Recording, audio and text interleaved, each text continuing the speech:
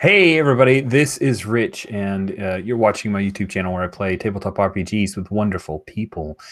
This is part of the Intercontinental group of awesome and I-95 games play of Masks, Halcyon City. Masks, A New Generation is an amazing PBTA or Powered by the Apocalypse game about young adult superheroes, written by Brendan Conway and put out by Magpie Games. And in Masks, there is a supplement. I have the PDF of. I don't have the physical copy yet of the Halcyon City Herald Collection, which is a series of small articles with characters, events, plot points, and really cool special moves for Halcyon City, which is the default setting of Masks.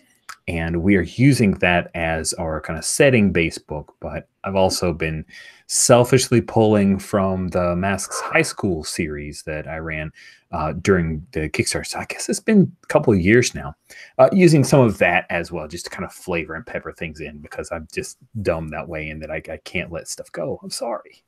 But we are in the third of 5 of our mini series, which we are calling the Doom in Halcyon City. And I did have Armature grayed out, but she will be colored in just a few moments. So I'll switch that background when I get an opportunity to, because I wasn't sure if Alex was able to join us, but I don't know if he gave NyQuil or something to his kid just so he could play. But thank goodness, whatever parenting tricks he has pulled from the bottom of the deck, it has worked out for us. So I hope that works out for you in the future, and it's a new thing that you've just leveled up in dadding. That's what I'm pulling for. So the third issue in Doom in Halcyon City. This is our mini series that is an easy jump on point for the ongoing Masks Halcyon City game. We have a special guest, which is, of course, Nemo, and we have a number of our recurring characters.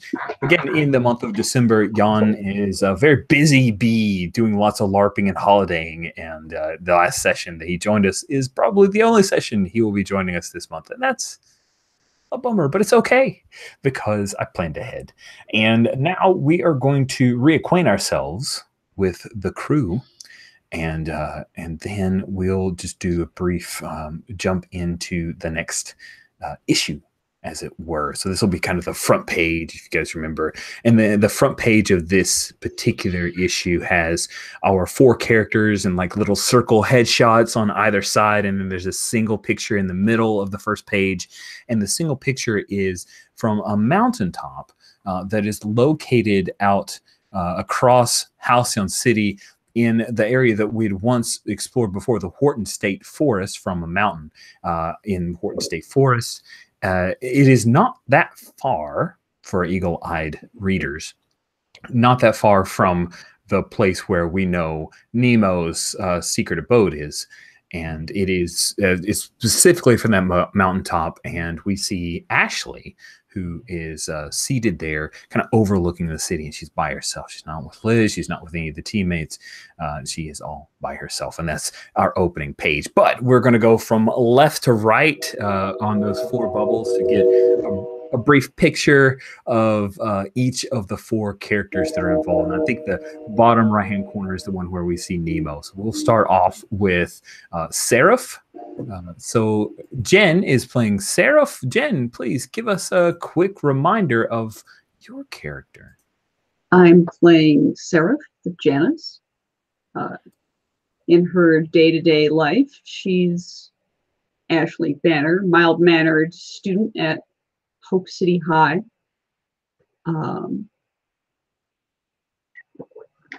Just a nice girl who's into music and photography, and trying to make her way in school. And then the rest of the time that we see her, she is Seraph, a flying superheroine and part of the Halcyon City Guardians. Cool.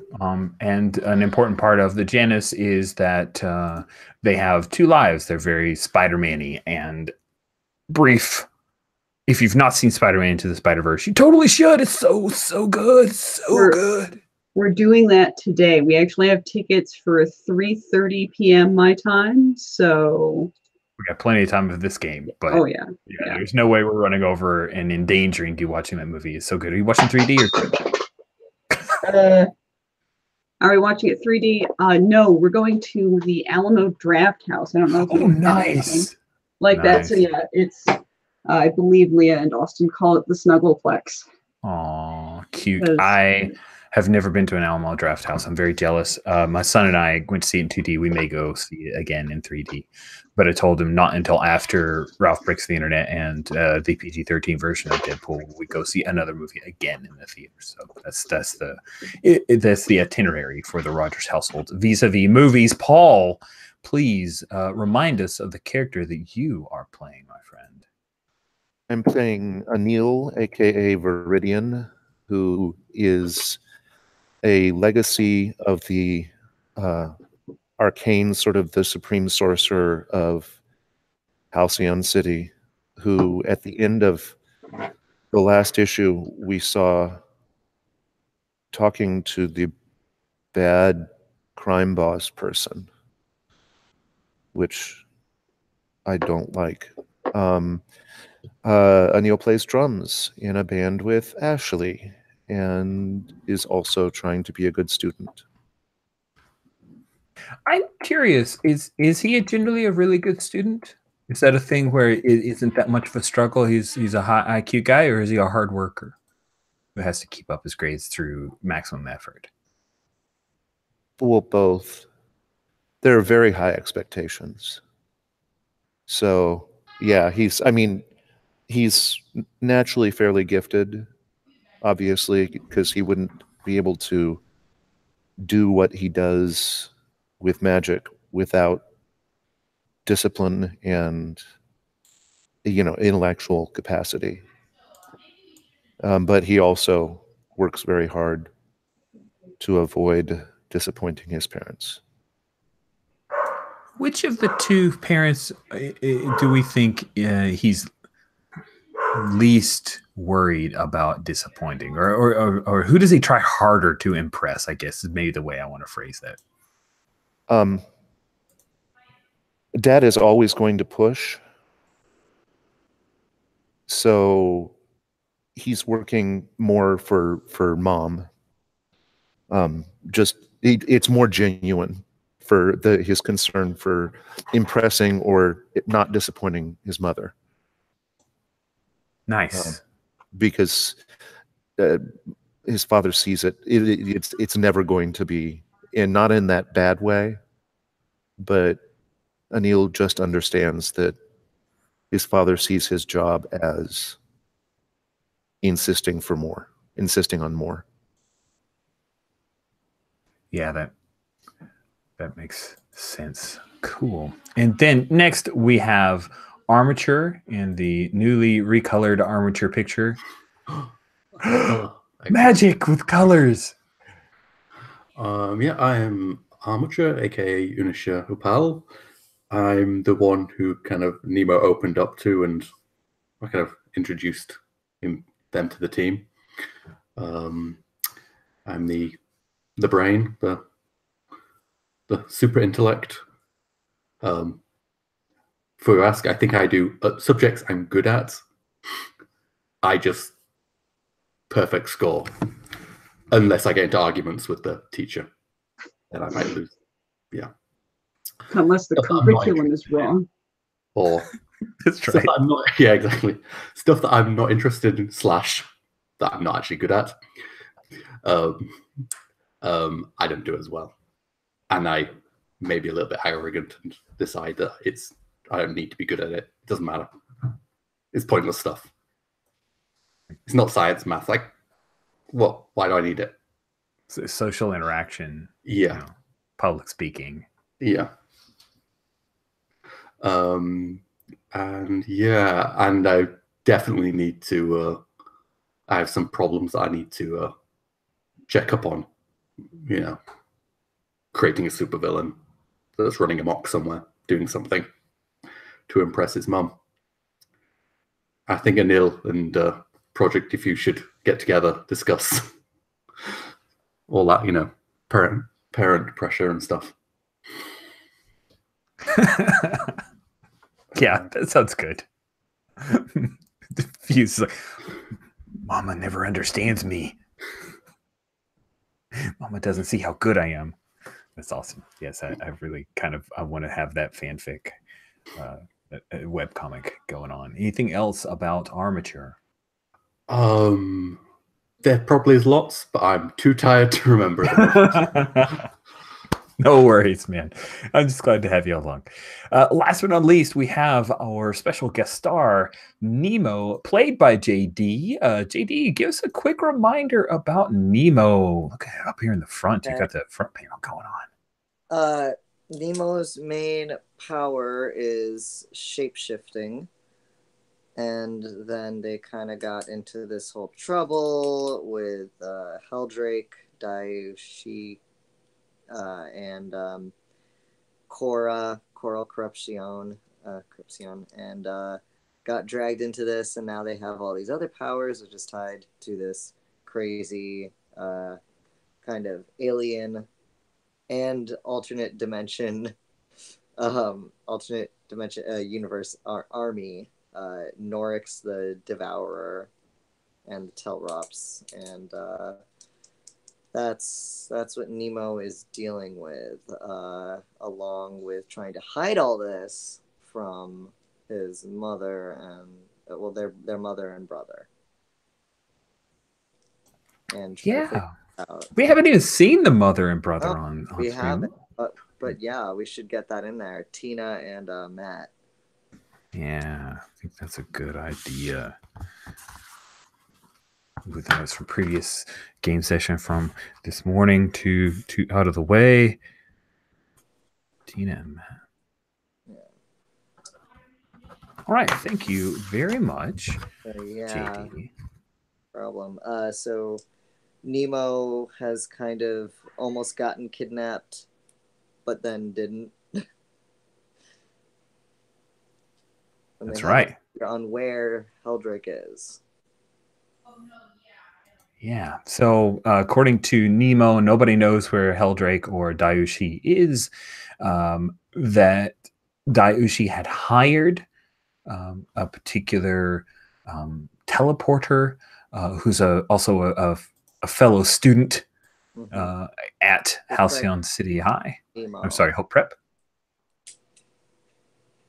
La Espada, and let's see, I'm trying to think if I've got anything else. So La Espada says she was hired by Daiushi, while Battle Cry and Sloth and Selena Slimeball tried to nab Nemo, and they failed, but they had their memories messed with. You guys discovered that Coral Corruption has the ability to mess with people's memories, and that then revealed that Nemo could fix them. So they also have the ability to mess with people's heads. That might be freaky.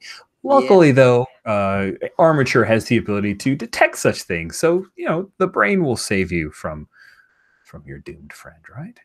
Were you going to say, JD? You could totally trust me. That's all we needed to hear.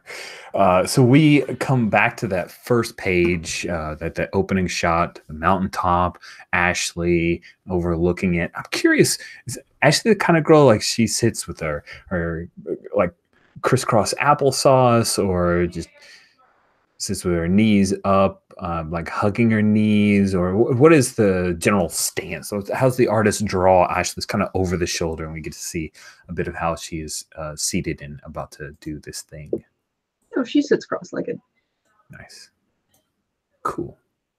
So, you're sitting cross-legged, and we are activating the fireside chat, which is a very cool move that you have bought 2 game sessions ago and finally get to use this session. Yep. Yep. And quite literally, I have a small fire going. And, finally fanning it. Looks like I'm finally sort of confident in the health of this little campfire. And I toss some damp leaves onto it and it creates this extra smoky response. A drift of whitish gray smoke pluming upwards, which I briefly sing into to try and conjure up a connection with my father. So I'm really curious. What is it that you're singing? Is this some kind of song from your childhood? Is it an actual hymn? Is it a wordless tune? What is it that you're singing? It's kind of a song from my childhood. My father and I get along fairly well, but we also kind of don't understand each other very well. Like, I'll start talking about school or music or some modern thing, and he'll be like, "Oh, yes, absolutely. I understood that reference." Oh, cool. So he is an ancient being that Yeah. somehow And was hooked up with your mom, the real estate agent, and had Yep. you. Yep. And then he'll maybe talk about how things are going with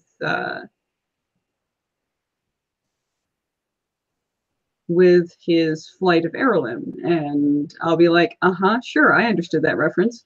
And so sometimes that gets a little awkward, but we can always kind of fall back on singing or flying. Nice. So it's just something that we sing together.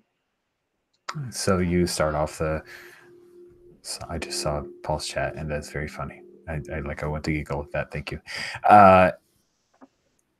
The artist draws a bit of wind. Ashley's got pretty short hair, but somehow the artist is clever enough to show a little bit of movement of wind. And then from your vantage point, we see the picture, and I've got to share this art of I want to make sure Ariel. Okay, why am I making it harder than it is? I don't know. Ariel, which is courtesy Alex. I love that picture. And he descends from on high, appearing amidst the clouds, and quickly comes down to plant his feet on the grass near you. If I remember correctly, we were kind of winter, right? So the grass is shorter. We have less leaves on the trees, and where he steps, a little bit of the grass becomes a bit greener, and he looks down at you, his brilliant, beautiful face, and says, "Ashley." Hello, Father. His How are you? wings kind of disappear in that way that we've seen Seraph's wings disappear when she needs them to. And he comes over and he sits down beside you, and the two of you look over the city together. And it hits me that it's been like 3 months, maybe 4. Wow, that's ouch. I'm well. I'm well, my daughter, and you?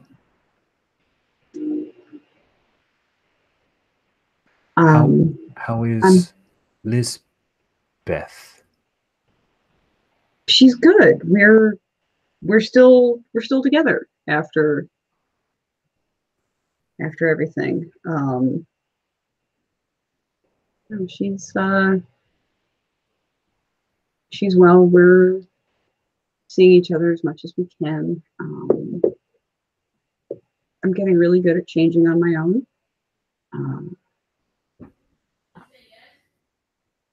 And Mom's good.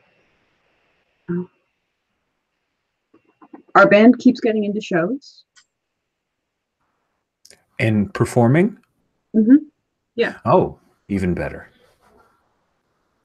Yeah. No, it's steady, which is really nice. Our chorus has been beset by a number of interesting developments.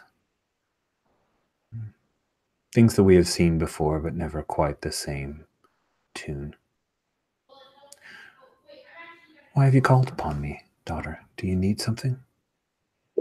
I wanted to ask you a question. One of my teammates has become friends with somebody who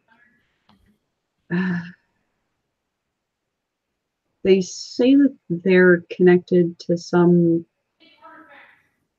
terrible alien plot. They touched an artifact and it connected them to some barrier or spell that is keeping a whole army of alien beings from entering the world.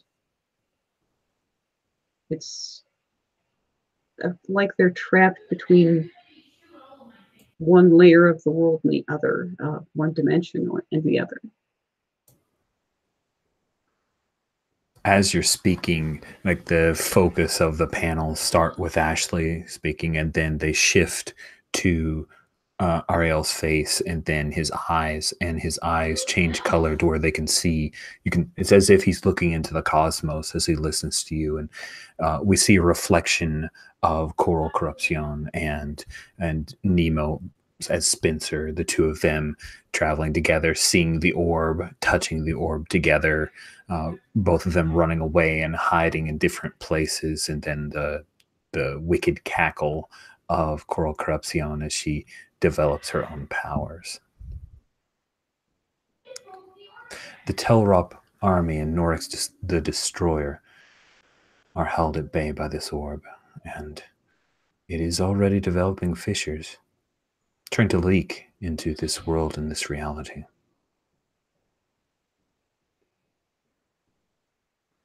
What can we do?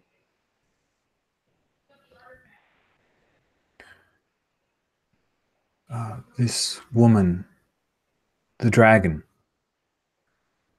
you've seen her, have you not? And like, I've never heard somebody call Heldrake the dragon. So I just like sit bolt upright and I'm like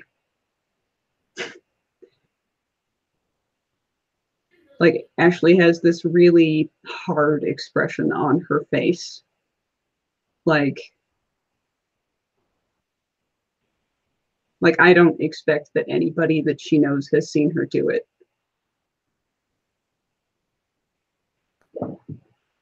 And I confirm for my father. Yeah, I've seen her.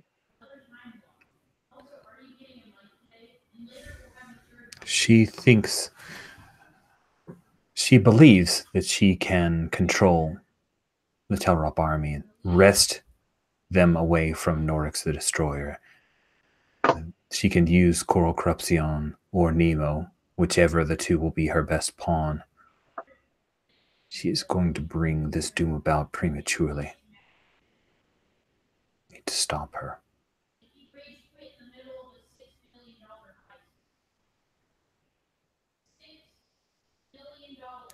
But I'm afraid that regardless, Coral Corruption and Nemo, the two of them, their fates are inextricably drawn and tied to that other dimension. Piece of them exist there and here, and like magnets, they are being pulled together. I believe they will die soon. But all things die. But Nemo's so young, there's no way to help him? Sometimes the only choice we have is what to do with the time we have left.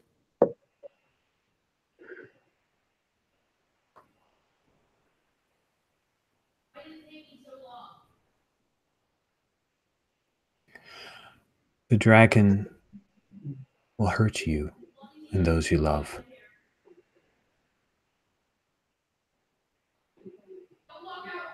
Nevertheless, You may be able to save her. The choice is yours, my daughter.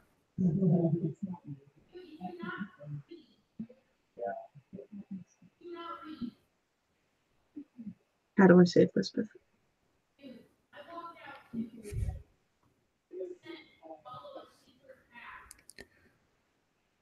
You must either convince the dragon that it is not worth her effort, or stop her.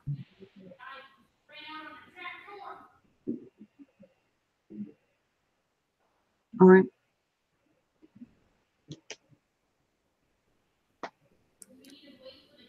If you wish to sing again,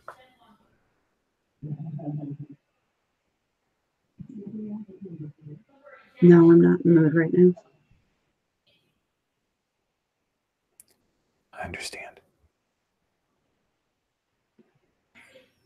And he stands back up, and his wings unfurl. He reaches down a hand as he's standing, to where you're still on the ground. What do you do? I'll take it. Rise up with him. And it looks like he wants you to fly with him. Yeah, I'll change forms and follow his lead. Cool. And then we have a couple panels, like a very wide panel of the two of you flying over Halcyon City, past the spike, across the bridges, and then as you're heading past, we see another person in flight. It's of course, the member of the Transcendent Crusaders, none other than their own flyer, whose name I have forgotten, so I will look up. That would be Avian. What an easy name to remember that I failed. Avian flying and watching the two of you. Of course, his expression is inscrutable behind the mask that he wears, his wind shear protection mask that he wears that also hides his true identity. And, yep. Is there anything else you wanted out of this scene? No, that about does it, I think. Okay. Thank Cool. you. Thank you. So you've got some fireside chat stuff. The move itself allows you to gain advice. Do you feel like you have actionable advice? I just want to make sure that it was clear, or at least clear enough for you to take some actions.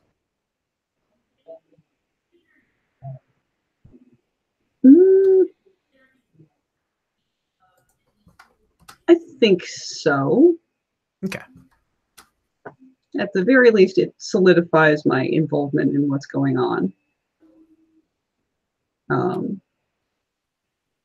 And clearly, it points more of a finger at Heldrake. Yep. And there's actually a role in there as far as the benefit you get. So let's go ahead and have you make that that roll. Yeah. So you roll plus Savior, and on a hit, they're going to tell you. I'm ignoring the miss because I just wanted to have this snake. Well, there we go. On a miss, they don't have time for you because something big has gone down. Market condition, GM's choice. So I think he gave you advice that you didn't want to hear. You don't get any benefits in trying to circumvent this because he's spoken riddles of all the other things that are going on. So I do want you to go ahead though and mark a condition because of all the things that have happened in this conversation. Sure. It says GM's choice, but you know what? I'll give you the opportunity. So what condition do you feel is appropriate here? I feel like I'm afraid. That makes sense. This is some big shit. Yeah. That reads. Cool. All right. So let's open up with a group scene. This will be at Hope Prep because I like that. And it is a Monday morning, so a little bit of time has passed. And we're entering October. We know that specifically because it's written in the bottom. It says October. And a little bit of dead leaves that are whipped up by the wind, and kids are getting off of buses. And we have Anil and Ashley, as well as Spencer and Onisha, all kind of walking towards school together. One of the things that you notice as I kind of bring you in, I'm setting the scene, framing that scene, guys. Is one of the things that you notice is that Battle Cry and Sloth are like a lot of days they're dressed in their all teens outfits, but they're no longer wearing the all teen patch, and they seem to be hanging around Selena Slimeball, which they had never done before the incident.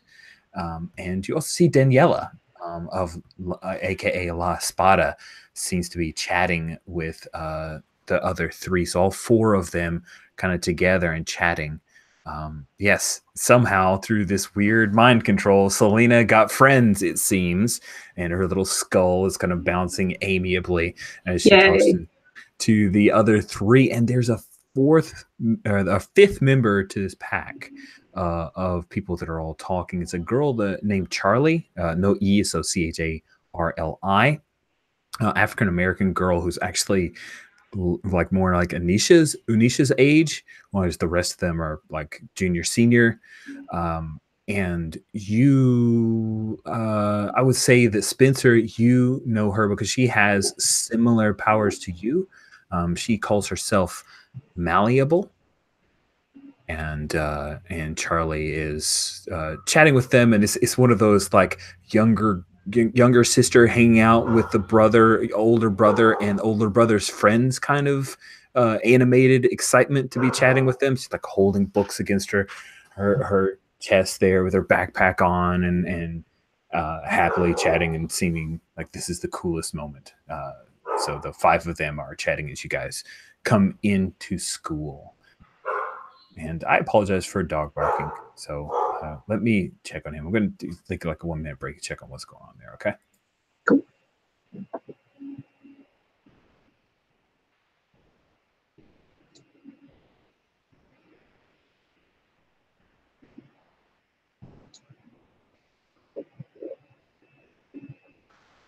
Just to circle back to that mirror my dad to thee joke, I was like, man, somebody's going to ask, is it hymns? And it's got to not be hymns. Yeah, probably a good choice.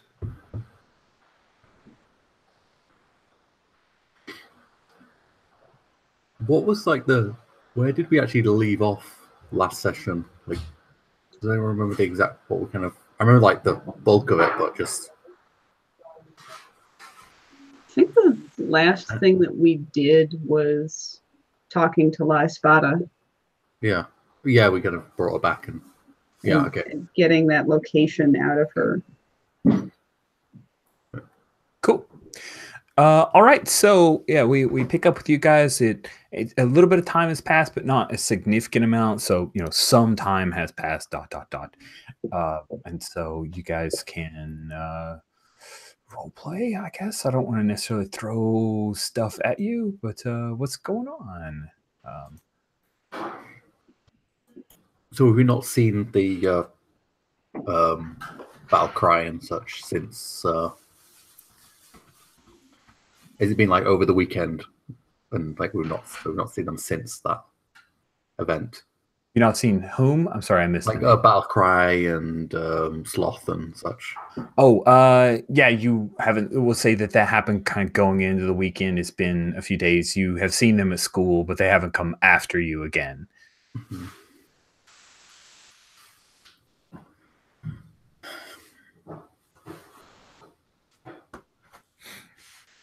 So just to kind of lay out, you still don't know where Coral is. Do you believe that La Espada might know where Daiushi is, but she didn't? I don't think she specifically. Did she tell you where she? Okay. She so she told you that they were at Blackstone Island, because that was the last page reveal. Or did she just say, "I know how to get"? If you know how to get in touch with her, if you need to get in touch with her, you can, or something like that. I think is what she said, right? Yeah, we didn't specify the location. Okay, cool. So you said she knew where she was. Let's pick up with you now know. Sorry, I kept talking over you. I apologize. But yeah, you now know that she's staying in Blackstone Island. And say maybe you have found that out, because I'm really curious how Anil will react to that. So you're aware. That's the latest piece of information you have that you can share with the group.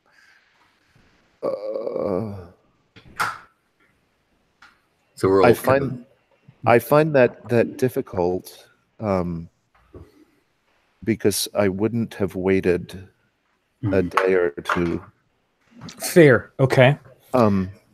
So maybe it was just something I discovered this morning. That sounds really cool. If you're cool with that, I think that's a better option. Have we like reached out through whatever means we've been given to Heldrake, and then did you just like literally meet Anil in the corridor this morning? That sounds kind of cool. On the way to breakfast. I think I was like, it would probably be just as I was zip zapping out to school, and maybe just caught a glimpse. And we know what she looks like, right? Sure. So I think I just caught a glimpse just as I was teleporting out to Hope Prep. Nice. I like that. So That's I better. literally, just found out. So then I guess I'll take the lead for a moment. Heldrake is at my house.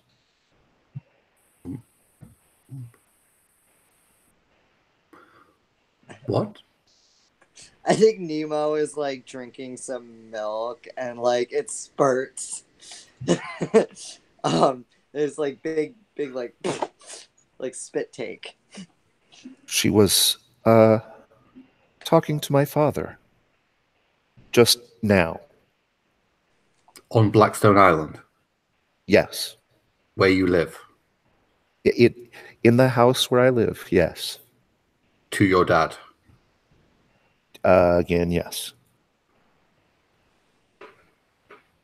What? Any other questions will be answered with I have no freaking idea. Okay, well, here's my question. What the hell? It's a very good question. Should we go there?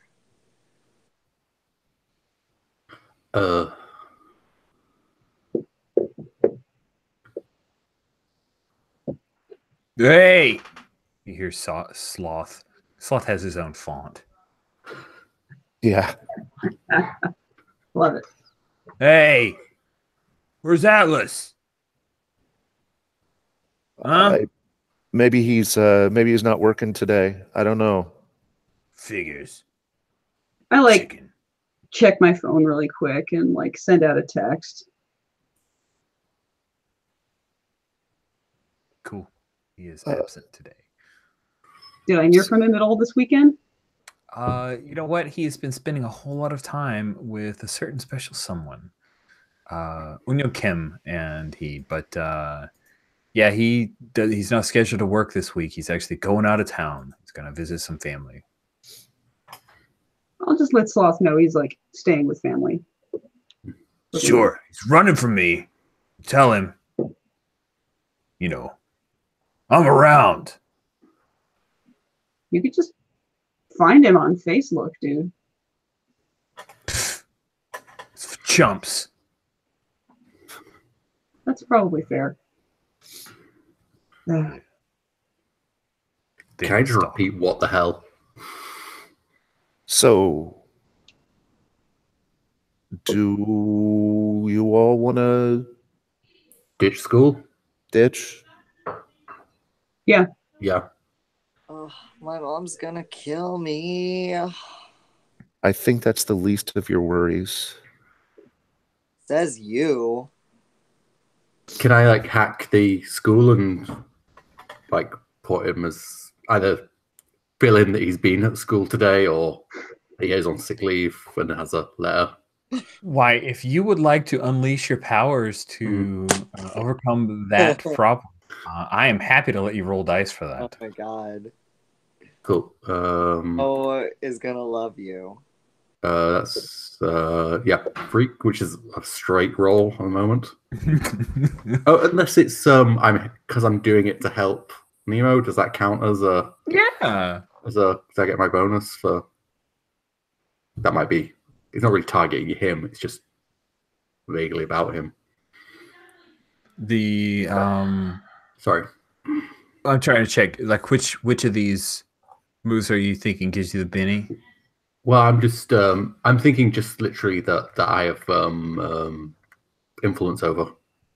Oh yeah, no, because That you're is- not trying to influence them to do anything. You're trying to unleash your powers to change grades. Now, if you had a 7. gadgets, 7. Okay, awesome. So you can mark them present, but there is a particular which class is it that the teacher actually calls roll? What is that particular class? Is it a mundane class, Nemo, or is it a supers class where the teacher calls roll? It is totally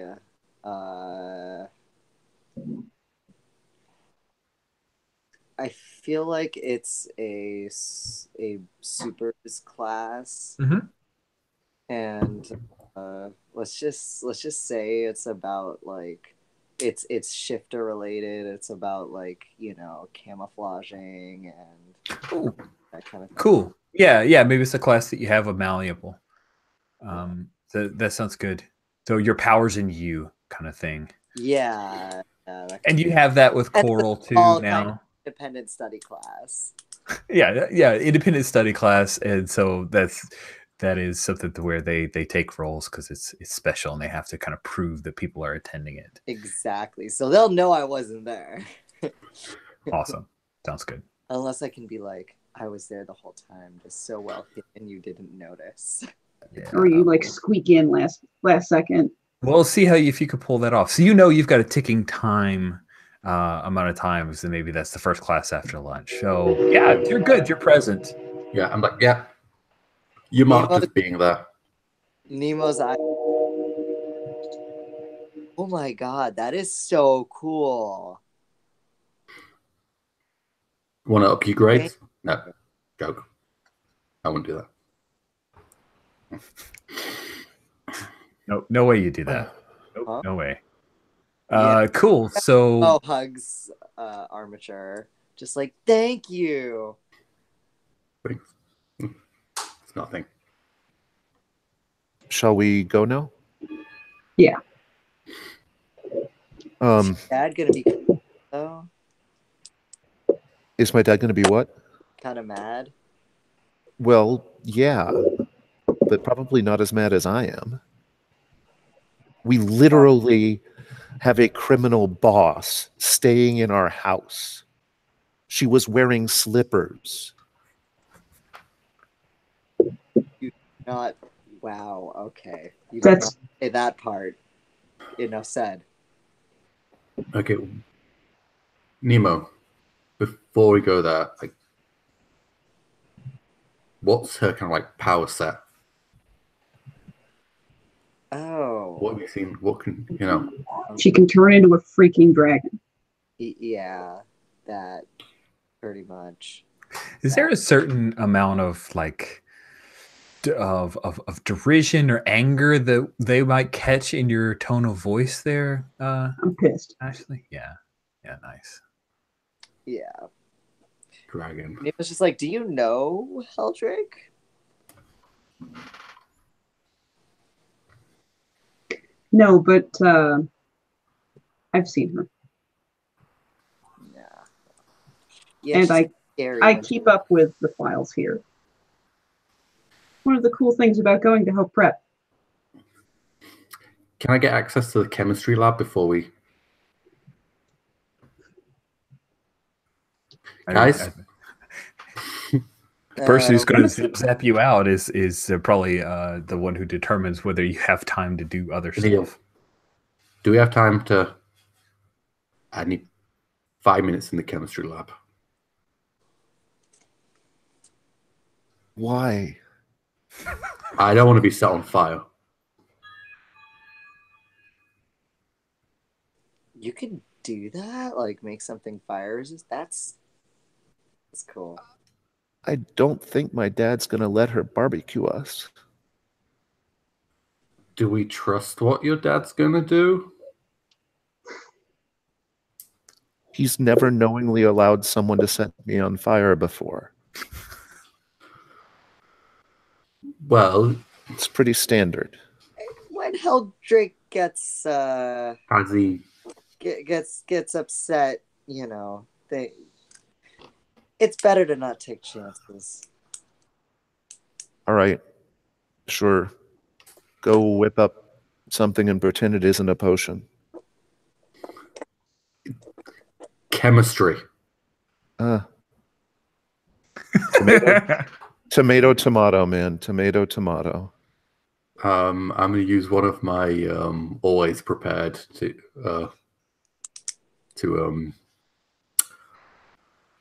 make a brand new invention. Oh, that sounds wonderful. So the super science class is currently in session. I Instructor walk right in. Dr. Wayne Bailey, PhD, aka Dr. Pultz, is there teaching the class, and you just walk right in, and he looks over. Can I help you? No, not particularly. And then I just start. I walk past whatever he's doing. One of the ingredients is something he's using at the moment. I was like, I just plug that. It's totally like for some reason in my head canon, it's like when the Frog Brothers burst into the church and take some of the holy water. Like it's totally that thing of just ignoring everybody and doing their little thing. This is the thing I'm going to do. I don't care if it's socially unacceptable. Dun, dun, dun. Unleash powers to make this thing. Well, so I'm like just ignoring him and trying to make this potion, and not potion. Sorry. With that roll, maybe you actually did make a potion.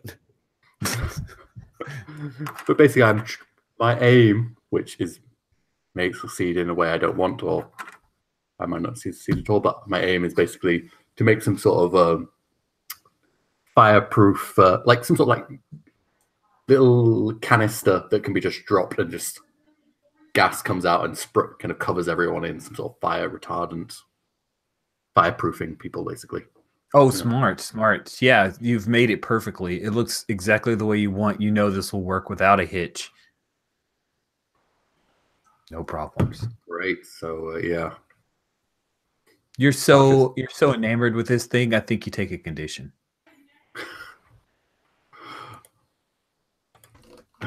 Okay. What? You did fail, right? Yeah, I did fail. Okay, just making sure.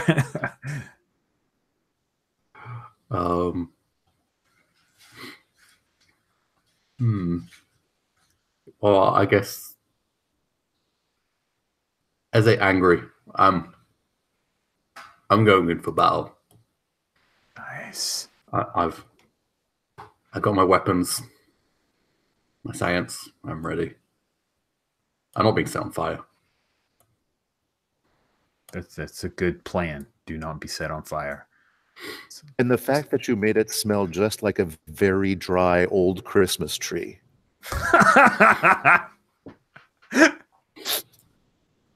It's perfect. So I come like storming out of the chemistry lab with attaching it to tentacles on my hip, a little canister, like I'm ready. I get everyone to stand very close to me. And then I will take us there. Sweet. I don't want to do a roll. This is just a thing you've done a bunch of times. There's no stress other than the stress of like what you found out this morning, but that's not enough to break your concentration. This is a thing you do. Yeah, going home. Yeah, it's not interesting to me for you to screw that up. That just it's not a misadventures of you awesome folks. So you do that thing and boom. So you go from the din of like school, the bell's ringing, the late bell is ringing as you guys pop out, and then you come into the receiving area, which is kind of the one spot within Blackstone Island where you can port in. After that point, there are heavy wards and gates and guardians that have been created over many years to protect Blackstone Island.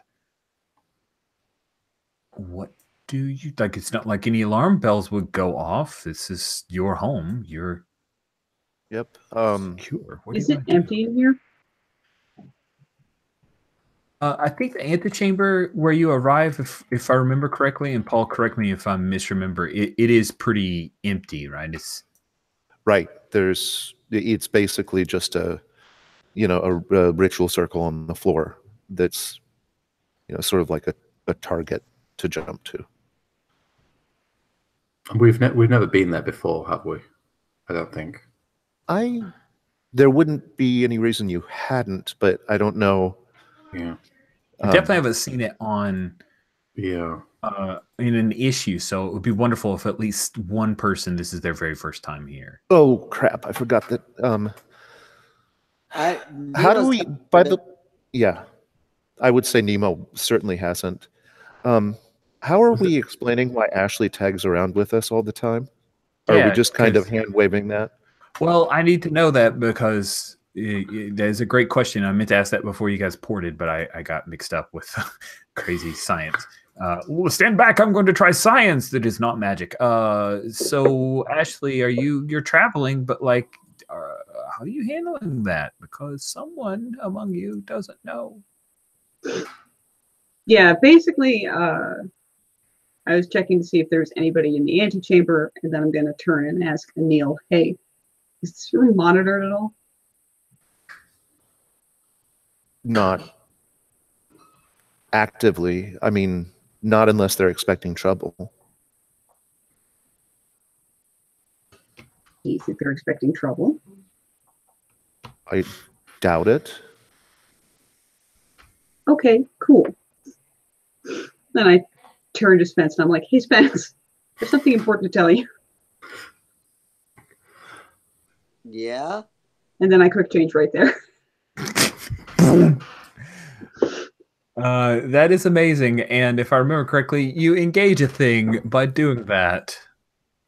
Yep. Spencer, are you allergic to feathers?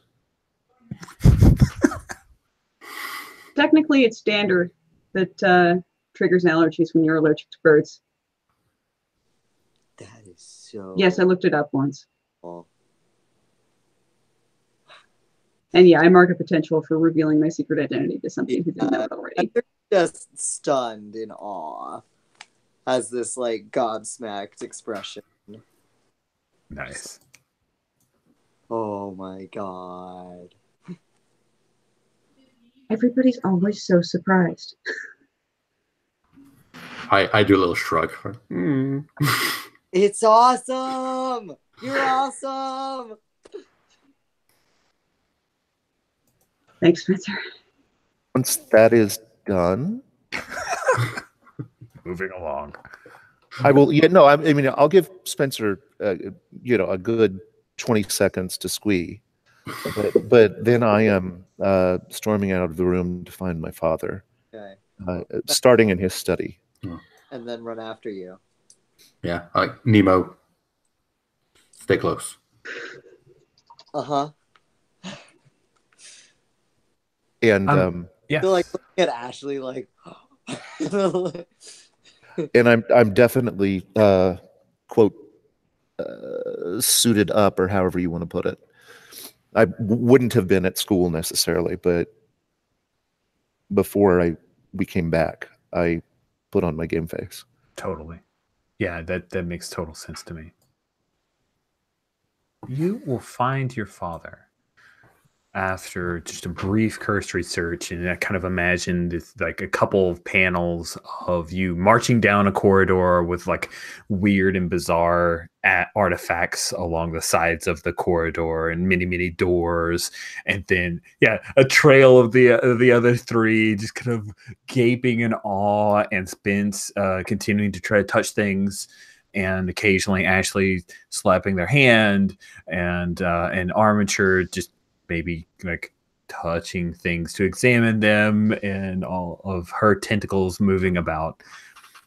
And you find your father. He is in his library, which often he calls his sanctum sanctorum, like the sanctuary amongst the sanctuary.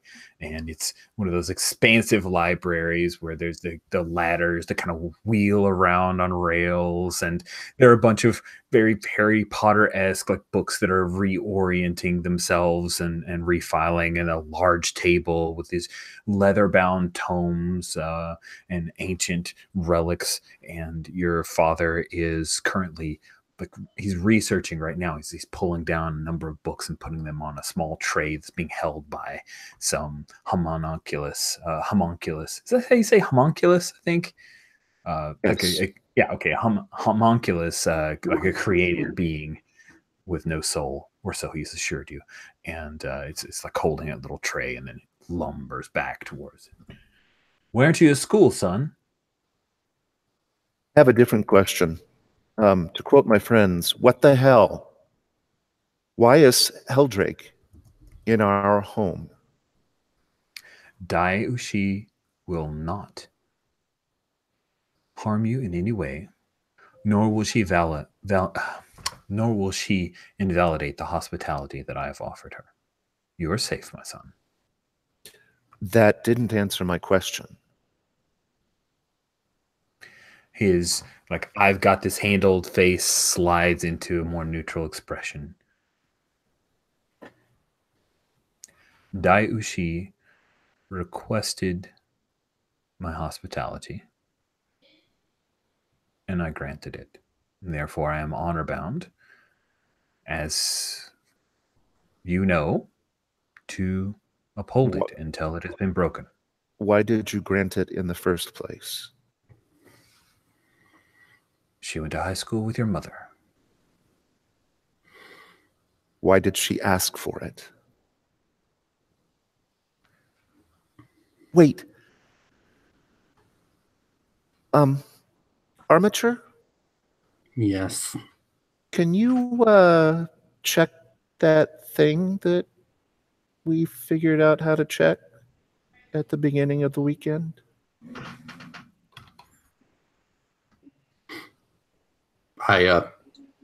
Tendrils kind of flop out in and starts like stretch out towards everyone in the room and like start scanning. I guess do I need to roll, or do I learn that thing? If you are specifically scanning to see if Magister Justinian has been mind controlled or mind altered. And Heldrake. And what? And Heldrake, if she's in the room. Oh, she's not in the room. Okay. Just him. Yeah. He has not been mind altered. You bastard. Yeah. So Coral got to my mother then, because there's no way that Heldrake went to high school with my mother. He's clear. What exactly are you doing? What I asked him to. And what is that, my son? Make sure that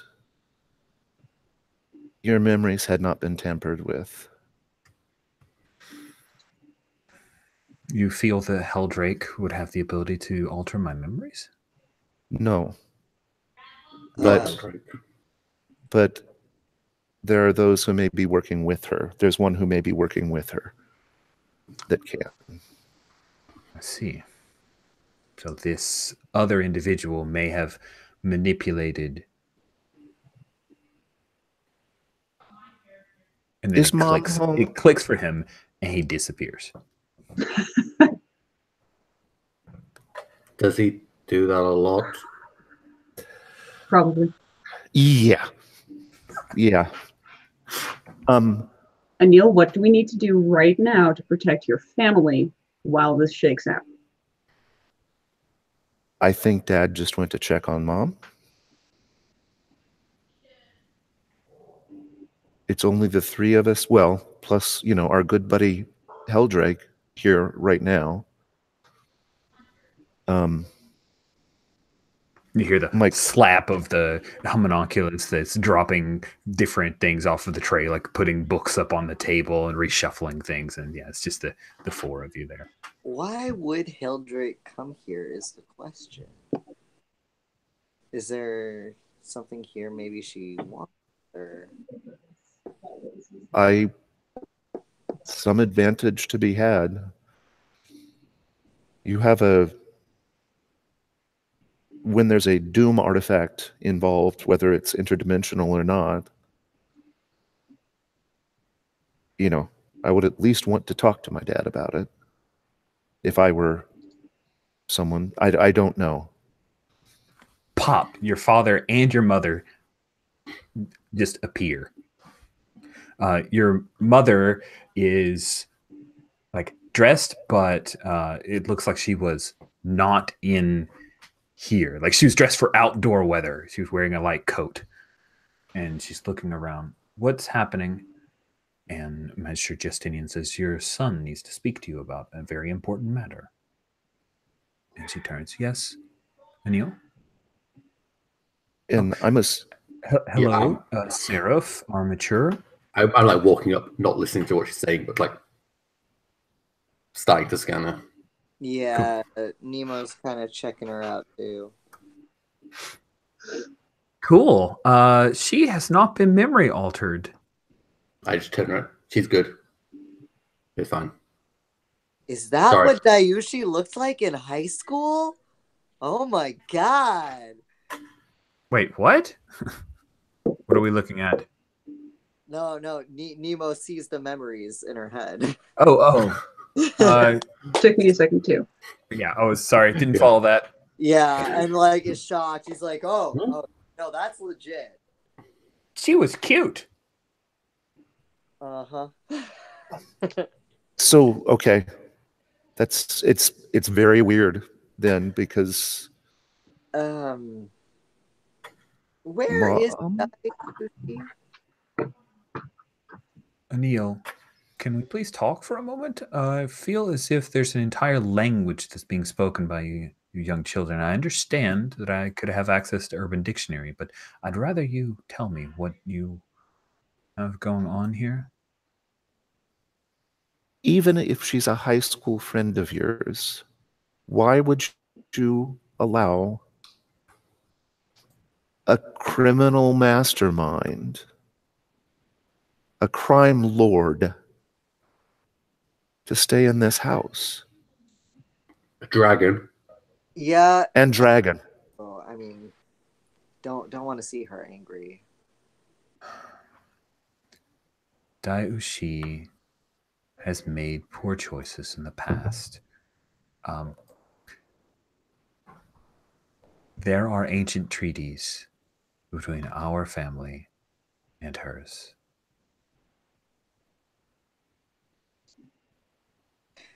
Where is she right now? I kind of want to chat her up. And Magistrate Justinian closes his eyes for a moment. She is in the lavatory. Just so we're clear, she is trying to allow an extra-dimensional alien army to invade the Earth on the assumption that she will be able to take over from the current bad guy. Wait, that leads them. She is?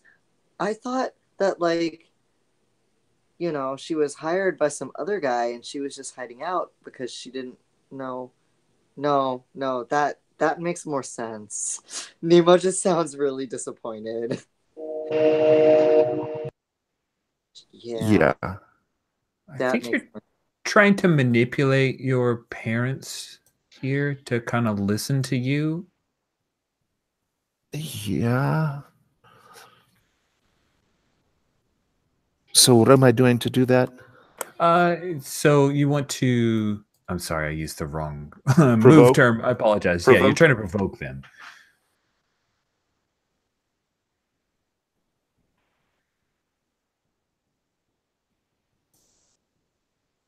That's a 9. Oh, nice. Look at that. All right. With a 9 on a mixed result of a provoke, they can rise to the bait and do what you want. Stumble and you take +1 forward against them. Air, you gain a critical opportunity or overreact and you gain influence over them. Actually, I would love for Seraph to give me some help since... Hey, at the beginning of the session, you guys start with a team pool of 1. I don't know if you're entering battle against a dangerous foe yet. No, So- we'll just nudge it to 0. All right. So how is it that Seraph helps out? What do we hear? I step in and I corroborate Anil's account. Say that I consulted my father about this yesterday. And yeah, she thinks that she can usurp the control of the army from Norix, the destroyer. Yeah. Nemo's face just looks more and more distressed and crestfallen as he realizes that, yeah, it was totally her behind this, because he had thought that he had totally bought it and believed her when she said it was for someone that they were getting the thing. Your father looks at your mother, and you can read it, Anil, and maybe Seraph, just because you seem to be pretty good at reading folks, but I'm sure you're lost on it. And Nemo, maybe you're still thinking, she's the bad guy. And yeah, it's totally an I told you so look. And your mother holds up her hands and says, if she is doing that, then she has violated the protocols of the hospitality we have offered. I will speak with her. You're saying this is a clear and present danger, Anil? Yeah. Yes, Mother. It is. Nemo is not there anymore. They've kind of slipped away. Okay, awesome. If they're going to go to try to find the bathroom. Okay, there are many. And Lots. yeah, it is a big place.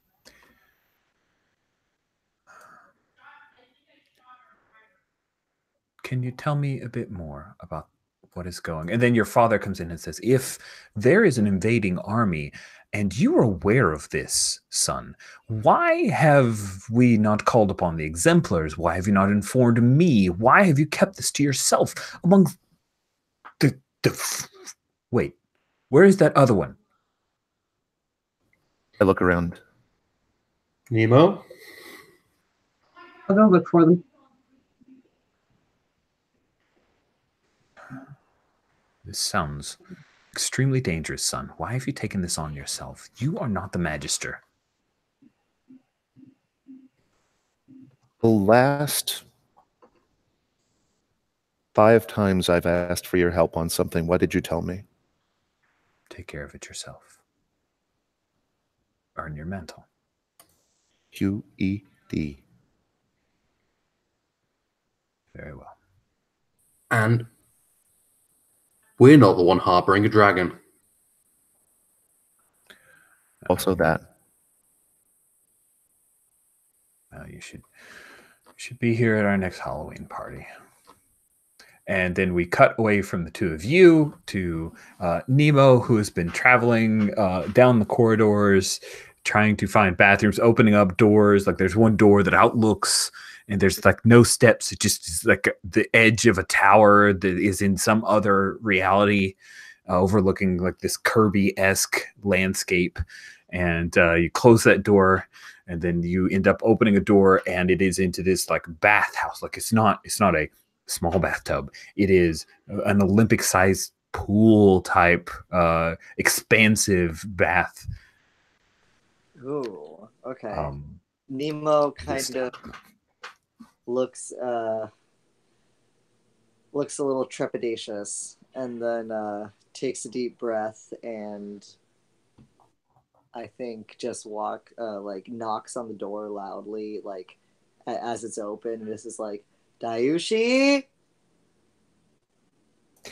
And then we see like this dragon's head from the middle of the Olympic-sized pool, right? It just crests, and there's all this water that cascades down, and the water kind of splooshes up over the sides. And that's when, Ashley, you come in right behind Nemo, and there is a humongous red dragon.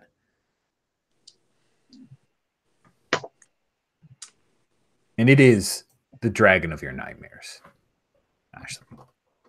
So, Dayushi, it's long time no see. Good to see you. Glad to see you're still, looking spiffy, shiny scales, looking good. Sorry to disturb your bath time, but I heard you were looking for me. If I were looking for you, child, you would be here of my behest, not for some other reason. Who told you that I was looking for you? Espada? They tried to kidnap me, said it was for you. Ah, yes, that. Oh, that was days ago. I have other wheels. Who is this child? Huh? Oh, and Nemo turns around. It's like, oh, this is my friend. Yeah. Daughter Nemo, of you're a angels. tremendous idiot.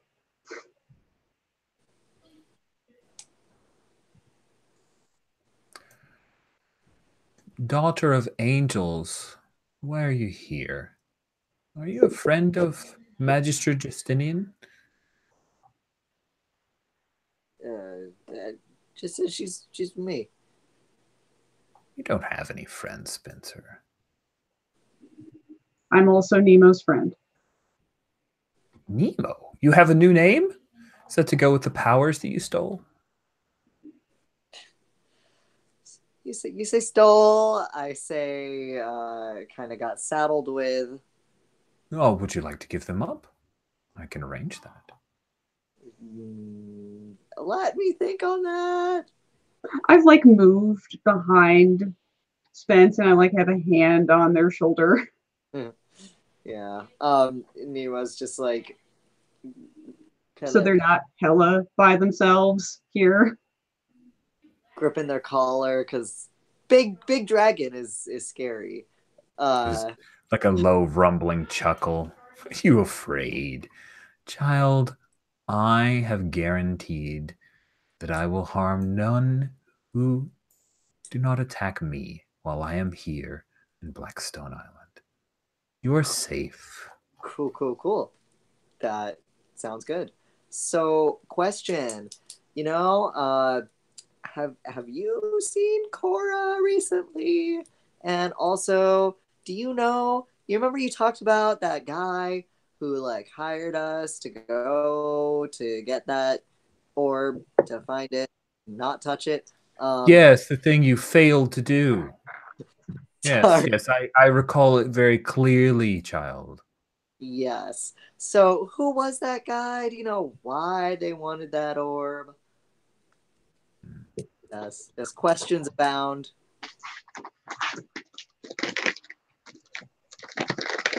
I think you're asking the wrong questions. I think the question you should be asking is, how can you rid yourself of this curse before it kills you?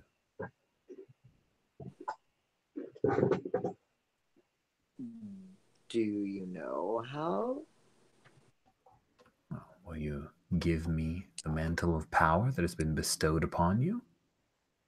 It might hurt. I feel like this is a trick question.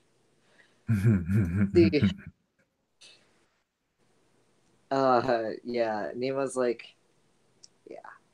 So, you want this Norix guy to come here? Do. Why? Have you hey, seen the power of the Telrop army? Yeah, they sound really scary though. And look at you. You got so much power already. You're a badass dragon. How cool is that? Why do you need this guy who's just gonna make more demands and be annoying? He's really annoying and braggy too and scary. I mean, you want to be top dog. You don't have to compete to be top dog with someone else. Mm-hmm. You seem to Right? have thought a great deal about this. I'm just, spinning here, striffing. But what I mean, tell me what's in your mind here. The Telrubs get released. Norix comes here and tries to take over everything, and we all get enslaved. And where does that leave you? If Norix remains in control, that is a risk, without a doubt. But if the Telrop army comes... I'm sorry, what did you say, Daughter of Angels? You can call me Seraph. And I said it's just a risk to you. It is. A calculated risk. And what's the reward here? I think I've stated that rather clearly. The reward is the control of the Telrop army, an interdimensionary force that will allow me to establish a firm base of command. Right.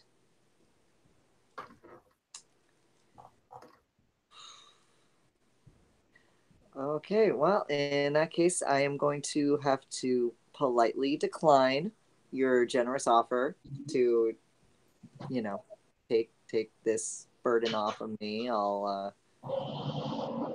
It's going to kill you. You're not strong enough to bear it.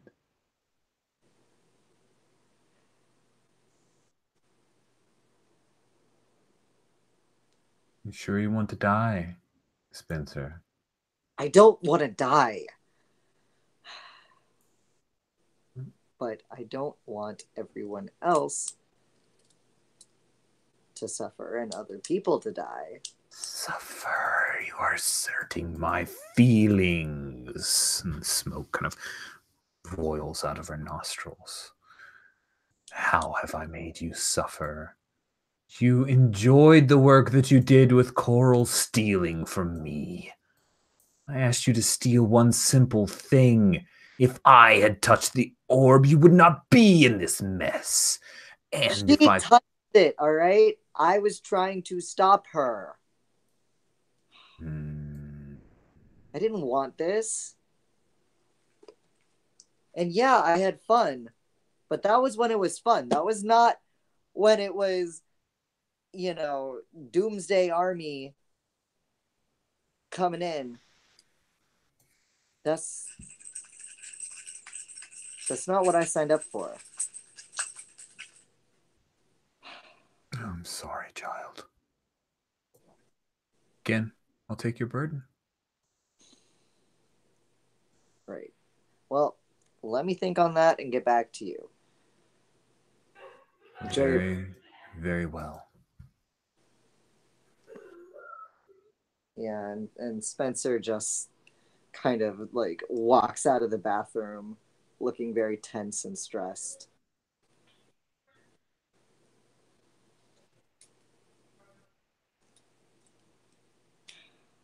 Yeah, I'll stay behind for a moment.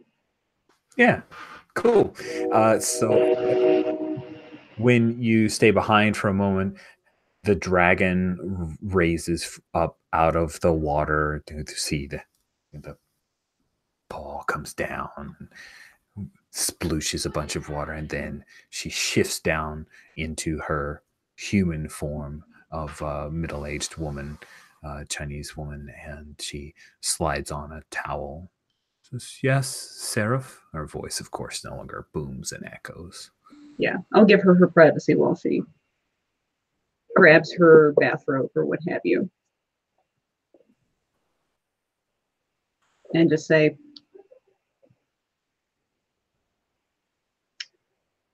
it's not going to turn out for you.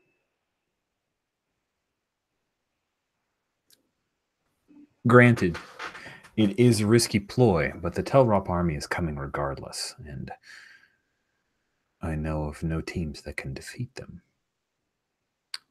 So why not circumvent that control? What makes you so confident that nobody could?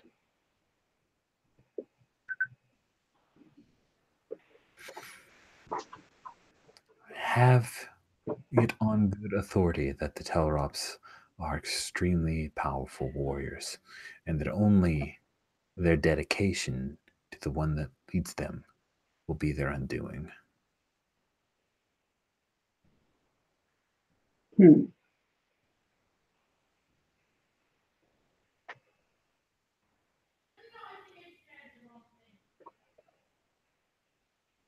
Sorry, That's okay. pausing for Paul's joke there.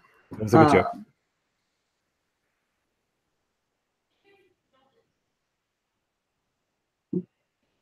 I just don't think that you have what it takes. Alien interdimensional beings, an army that's been bonded together for such a long time in such a remote space. They're not going to have time for you. They're not going to understand you, and you're not going to have anything to offer them.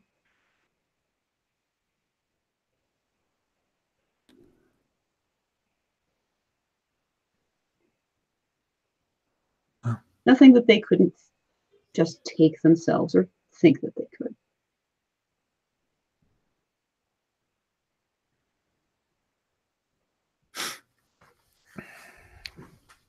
There are many who have doubted me before, and I am still here.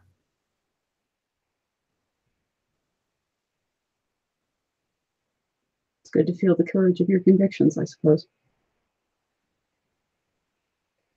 I'll walk out.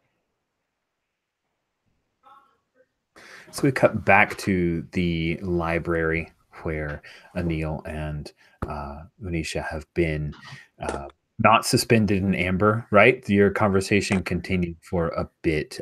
You may ask one question of either your Master Justinian or your mother. Either of you can ask one question and we'll quickly answer that so that you have some information. Otherwise, we'll progress into the scene. I think the thing I'm curious about, and I'd like input from folks, the thing I'm curious about is that the underlying question that I still haven't resolved, why is she here? And like, why did she ask? Is she hiding from someone? Is she running from someone? Why is she here? Okay. And is that a cool question with everybody else? Yeah. That seems the most relevant, I think. At the moment. And if I get a second question, it's how can you kill a dragon? But we'll come to that later. Nice. When we cut back, your mother is explaining.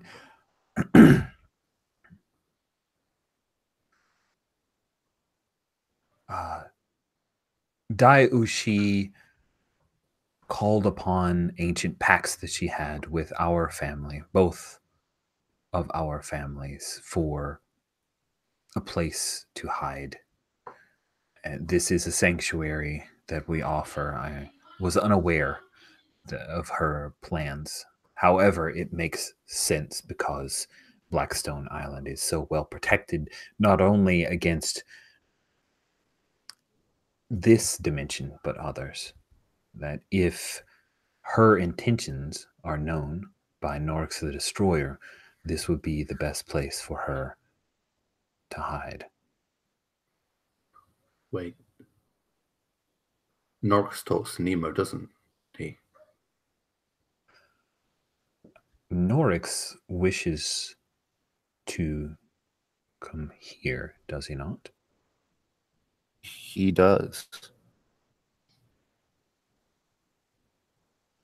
And Norix has a connection to both Nemo and Coral. Correct. So Norix knows that she's here now and what she's planning. It's kind of like a check-in thing. It's not constant surveillance 24/7. So Potentially. Cool. So we'll say that Nemo and then Seraph come back into the room.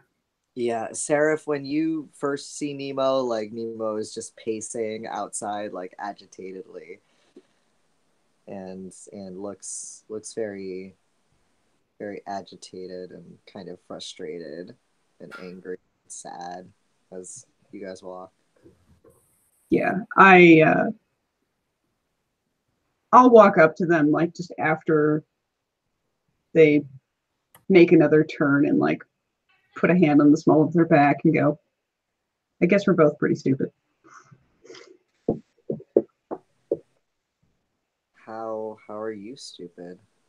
I'm the idiot that believed her. You had a history with her, and it's natural to want to believe in the people that we know and who are close to us. She's charismatic as hell. I get it.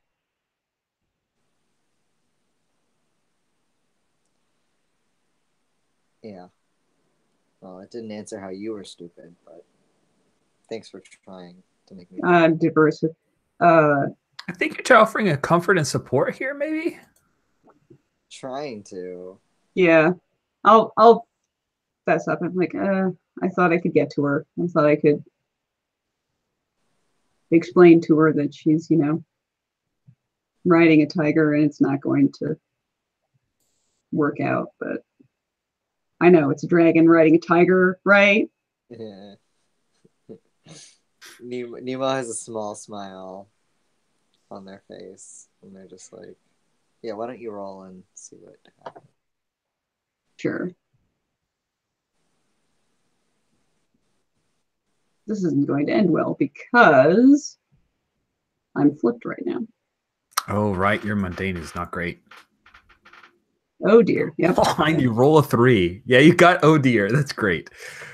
It kind of fits. Nemo was not. I was not feeling all that comforted, I gotta say. Sweet. So Armature, as the two Nemo and Seraph are talking, Armature, you get a little notification on your watching out for Project Diffuse indicator, and near Wharton, basically the Wharton State Forest, Project Diffuse, it like blurps on the radar immediately. Just pop. What do you do? And it's just for the purpose of like everybody expended out. It's an audible alarm. I'm like suddenly bringing up screens, trying to access the any surveillance systems that are in that area. Cool. Any camera, all cameras in the phones, anything. Awesome. Someone asked for a bio break, and this is a great kind of turn. Like we're at the fold, right? We're right in the staples, so we're going to go ahead. It's 58 after, 2 minutes till. Let's take a 7-minute break. We'll be back at 5 after the next hour. Roger.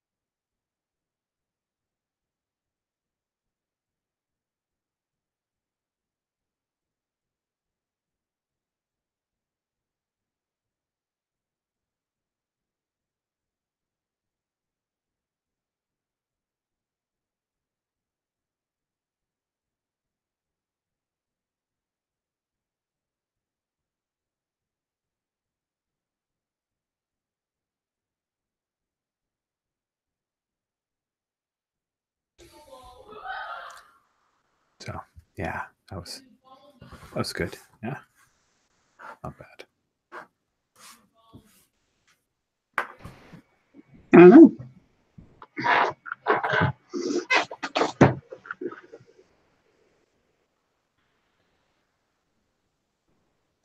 Signs point to no on Paul being back just yet. I'm assuming he would have answered by now if he's back. Mhm. Oh, it's only just 5. Okay. Yeah, it's just now 5 after. Perfectly timed. He may have wanted to do 5 minutes worth of something. I don't know. So I wanted. Oh, hey, Paul. I was going to say, this is the point where the fiction stretches a little bit for me, because there is no way in hell that Magister Justinian lets this go, except as a conceit of the comic. Let's just go as like which this. There's a lot. No, I mean basically, invading alien army. Sure, kids, go ahead. You're right. I keep telling you to take it. Take it. Oh, yeah. I think like in my head canon, it's more of a. I'm going to let him go stick his nose to this, but I'm doing my own thing as well because this is a clear and present danger. It's kind of what's going on in my head. Yeah, and I think Viridian is assuming that too. But we're not benched is the going along with. Yeah. All hands on deck. Yeah, I think it's going to be a thing where we have some big stuff that will be coming. Cool. So, sorry for the barking. Cool. No big deal. It just annoys me. If other people put up with my train problems, I'm sure we can all find some generosity in our hearts for your dog problems. He's just so. Why do you keep barking, idiot? So dumb. Nobody cares about your barking. Dog's dog. Dog's gonna dog. All right. So I will start off with sharing an image because I think it's cool. I will just warn you guys that when I imagined, because I have no artistic skill whatsoever, but I know what I like. I'm like, what is a crazy alien look for the Telrop army? And I said, I want it to look Kirby. So this is Kirby as fuck, is all I'm saying. Kirby AF is the look. So when you start to dial in to try to find the thing, what you find is several of these things. They are stepping out of a silver disc that circles around them. It's like some kind of disc that they are just transversing through time and space. And you see that Project Diffuse, that several of the little tentacle versions, like the little squiddy versions, are like forming up and like bounding onto them. And it appears to be a fight that's happening in Wharton State Forest, and their fiery heads are already starting to catch some of the trees on fire, and something is going down. Oh no! This no. And Nemo, those are Telrop soldiers. You have seen them before, Nemo. Yeah, I'm like literally talking to Project Diffuse. I mean, to a screen that I know Project Diffuse cannot hear me through. I'm just like, what are you doing? And I enlarged the projected holographic screen, so it's now like a TV screen size, not just for me. So Nemo kind of says to Ashley, is like, thanks for trying. And I guess they show up too, and then they see this. Yeah. Your moments of solace and comforting each other is interrupted by action stuff. Yeah. Like, wait, those are Telrops. Why are there Telrops? Because the orb is cracking. Say what? We need to get that now. Anil, Zip zap. We have to go back to the. I give my parents a respectful goodbye. I start running. Oh, we told someone about my doom, I think. Didn't we? We told the parents. Yeah, I think so. Yeah. So then I have. Oh, there we go. Mark it. Yeah, I am. I'm a market. All right. Mark it good. I'm gonna be mean, and is that your fifth? There we go. Fifth, yeah. I think you need to mark one more because you talked openly with Dayushi. Dayushi. Yeah, you guys have never talked about that did. before. So that is your fifth Doom track. You get to mark a Doom sign. What is that? What are you unlocking? Oh well, no. I have that's my fifth, and then another one. Right. So, yeah, but you still unlock something with a fifth one, right? Yes, I did. Hold on. Let me. While he's looking, Let me look at the thing. One second. Yeah, while he's looking, would you say am I confronted with my shame, or am I about to be confronted with my shame? Which is, I think you're confronting your shame right now. Yeah. I've already got 2 conditions. I think I might put my danger up and my superior down. I'm gonna say bolstered. I like that one. Oh, bolster. What's that one do? Oh, mark your Doom track to use an adult move one time. Ouch. Yeah. I can Adult. I can adult real good. Those are pretty sweet. Adult moves are kind of dope. All right, that sounds awesome. Beyond his years. So you're gonna zip zap. I think you need to unleash your powers here. Find legacy. So we rush out to the travel circle, and I freak.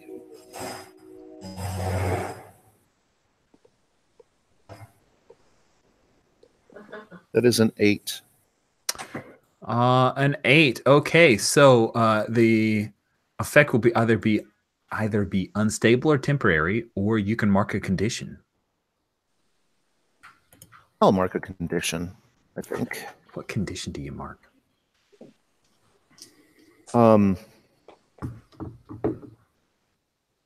Afraid, because we're jumping to fire-headed aliens. Yes, fire-headed aliens. Okay, so we go from. I'm imagining we were at the staple, right? So we have on the right-hand side of the page, as you guys, in the last panel is the activation of the transportation circle. Turn the page, and bam, you guys are in a full page spread of these Telrop warriors, the scouts, and they are in battle with the little squid versions of Project Diffuse. The forest is like a small forest fire is starting up. You see off to the right hand side there is a like a forest ranger truck that's been pushed over to the side, and there's gas leaking out of it, and the 4 of you are here. So I will first ask the one who's confronted with her shame, Armature, what do you do?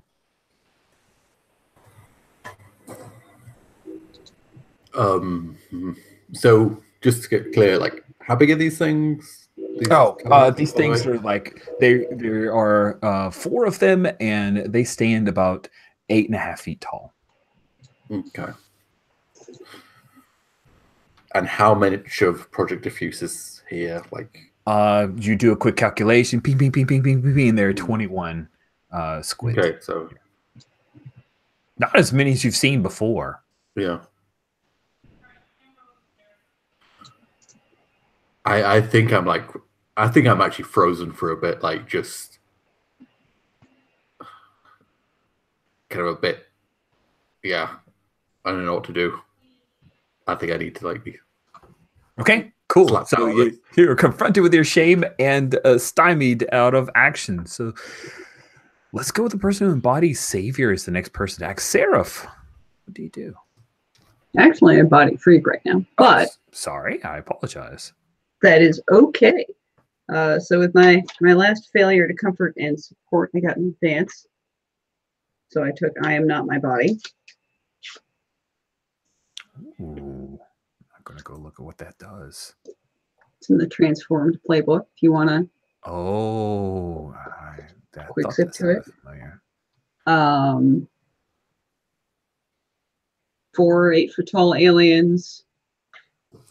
Project Diffuse. Trying to fight with them.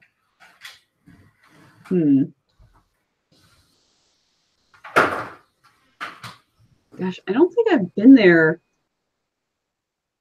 whenever we've fiddle farted around with Project Diffuse, have I? So they showed up in the transdimensional when the other versions. Yes. So you've they seen them, but you had kind of a big thing going on because you were making out with the cross-dimensional version of your They girlfriend. basically swarmed the alternate Hasit, and then he shot up into the sky trying to escape them. Yeah, but you were sucking face with like Ultimate Lisbeth, I think, or Captain Lisbeth. We're not sure. Yeah. Which this Lisbeth doesn't know about yet, right? Actually, I'm pretty sure I made a point to talk with her about it. Okay. All right. Yeah. I'll have her bring that up at some point when it's Yeah. inappropriate. Yeah. Because Ashley's a good girlfriend who's honest.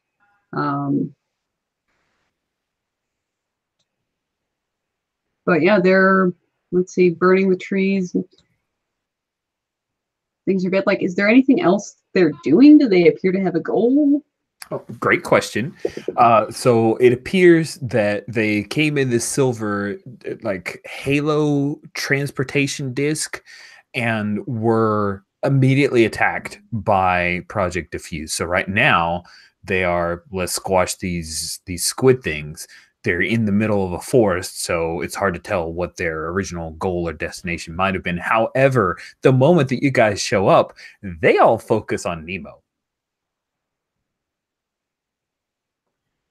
All right. Well, And delivered them what appears to be their goal. cool. Well, I think I'm going to step in and try to. I'm torn between trying to defend Project Diffuse and trying to defend Nemo, but Nemo has a face, so. It's true. I think you should try to defend Nemo. So why don't you go ahead and roll to defend Nemo? Rolling to defend is a savior. Mm-hmm. Do you have influence on me? I do. Get a +1. You're smart and well-timed. What? Come on. Wow. Wow. Another snake eyes? Another snake eyes. And we've seen other die rolls intermittently. It's just when you do it. There's like a 3, a snake eyes, and a snake eyes. That is the worst. So you get an XP, which in this game is called potential. I get to make a roll. There's no what happens on a miss. So I think that what happens is I like the idea that you step in the way and the Telrop soldier makes a fiery fist. And yeah, you're not so bad with fire. However, it then punches you as it was trying to punch Nemo. And you need to take a powerful blow. All right. All right. So you roll as 2 less conditions marked, Sarah. Yep. I don't think that will bring me into a negative, so. I'm not rolling that. You are not rolling right now. Of course. Now you roll high, of course. All right. On a taking a powerful blow on a 7 to 9, you can choose one. Lash out verbally, provoke a teammate to foolhardy action, or take advantage of your influence to inflict a condition. Give ground, your opposition gets an opportunity, or you struggle past the pain and mark 2 conditions.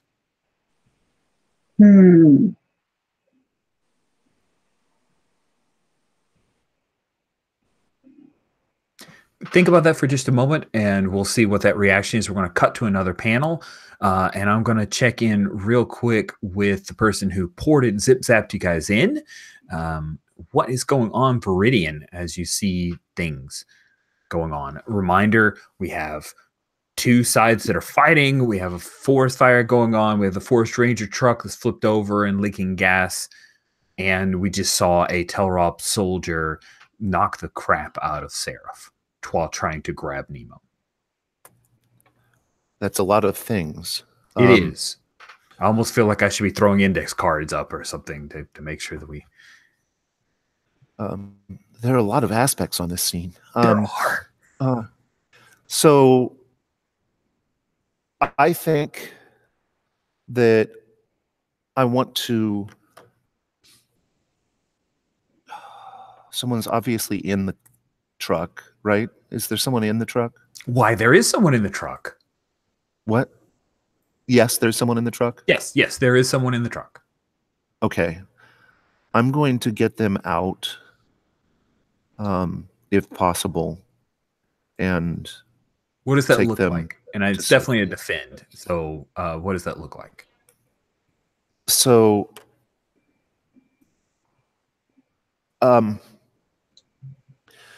it looks like me stretching the boundaries of my magical binding thing to basically Jaws of Life the door. So I'm binding the door, but I'm crushing it in doing so. Since it's a defend roll and not an unleash, I don't feel bad. Yeah, totally. Coloring it like that. I love that. So, and then dragging the body out. Sweet. Let's hope you don't fail. Roll to I Savior. hope that I don't fail.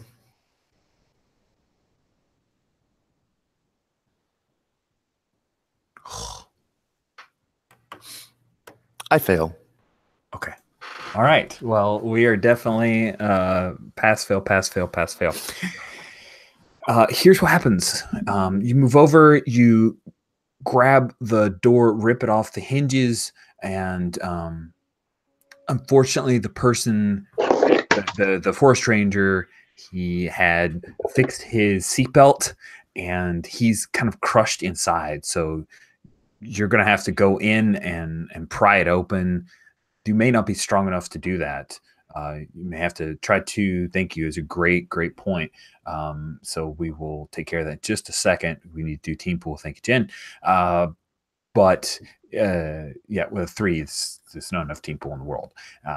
But yeah, so what's happening is your magic isn't enough. Like binding, ripping that door off, you can't do something as kind of overpowering or indelicate there. The guy is, you can see the fires licking closer to the gasoline, and he sees you, and he's, I can't, and it's kind of crushed in on his legs, and he's trapped. So what do you do? I will resort to using my actual hands and trying my damnedest to get him out. I mean, okay, is the window open? Yeah, it's like cracked open. So there's a bunch of glass around the inside of the window frame, but the glass itself is broken open, as well as the front windshield and the like.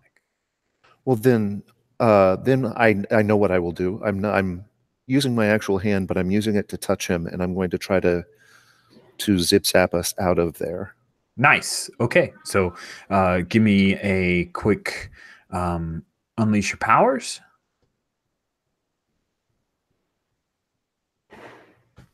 That's an 8. And this goes from a miss to a hit. This sounds amazing. You port out. So let's do team pool. Thank you so much, Jen.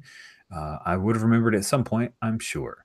But so as you enter battle against a dangerous foe, definitely have. Add 2 to the team pool. We were at 0, so you're now at 2. But now we need to know, who is the team leader?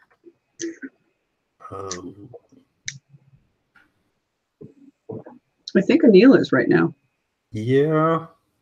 He teleported us in. Okay. Do you have influence over every teammate, Anil? think you Let me did. double check. I think I do. The only one where I'm questioning is if you had it over Nemo. I wasn't sure. I don't think I did. I wind up with it. I don't think I did. So no, I don't. Okay. I don't think you do have it.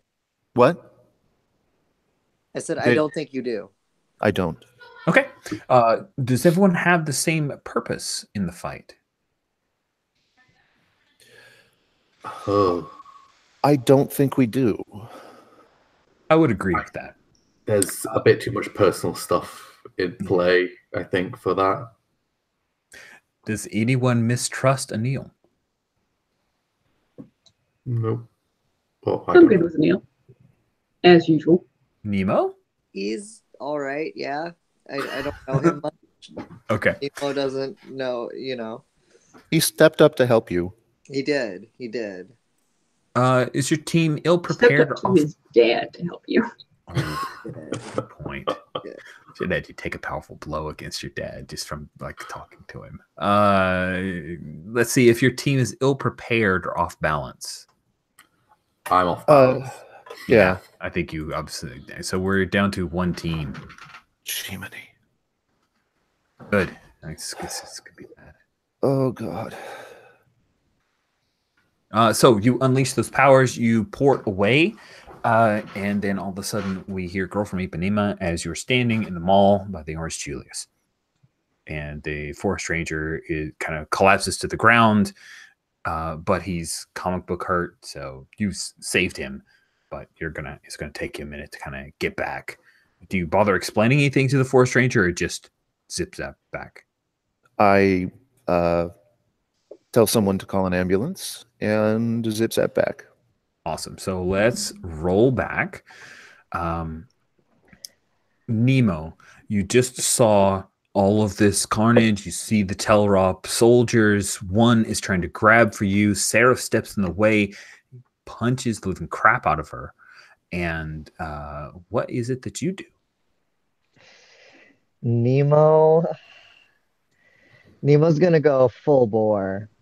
Like something inside of them is snapping, and suddenly they just glow this blue, and like veins start coming all like, just this intense blue, kind of creepy aura and thing going on where their skin starts turning blue too.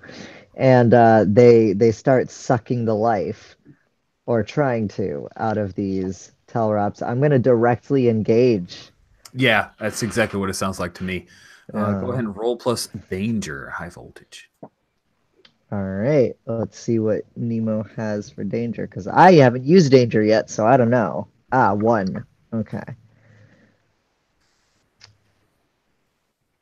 And while you're doing that, Jenna, see here that you struggle past the pain, so you have to mark 2 conditions. What conditions did you mark? Angry and insecure. Yeah. All right, I got a 7. Right. You trade blows. You get to pick one from the options. Okay. Can I just say we've broken the hit miss finally? Finally, 2 in a row. So now I don't know what I'm gonna get. I'm scared. Hold on, let me there we go. Gotta find the basic cheat sheet. Oh, I can drop that into the chat if you Right. No, I'm good. Okay. I just had to take a moment to find it. Okay, so resistor void blows, take something from them, create an opportunity, impress, surprise, or frighten the opposition. Oh, I'm definitely impressing, surprising, or frightening the opposition and my teammates. Oh yeah, nice. So that sounds really cool. So yeah, you grow this bright blue. You cool off some of the heat on this thing, but what it does is it actually slams something onto you, and you feel these little tendrils kind of slip out and wrap around and clasp around your back, and you hear it bloop, bloop, bloop. Okay. So that's what happens, and then it starts to constrict. So take a powerful blow. All right. I'm gonna do that. Do you have any conditions marked right now? I do. Roll plus conditions marked. I will. You probably want to roll a miss now, but I do, but all right. Let's see. I'm just gonna roll savior because it's a flat 0, and then I'm gonna do -2. oh well. No, If you're wait. looking Oh at, no, there's a +2. thing. Sorry. +2. There's a on the Oh. character sheet. There's a thing called right by the word conditions. It calculates up the number of conditions you have marked, and then there's Oh, perfect. All right. you can roll conditions marked. Submit. Okay. Hey, a 7. Okay, on a 7 to 9, you can choose one of the options that had to be chosen before. I will drop it in the chat in our Hangout window. You can lash out verbally, give ground, and give an opportunity to your opposition, or struggle past the pain and mark 2 conditions.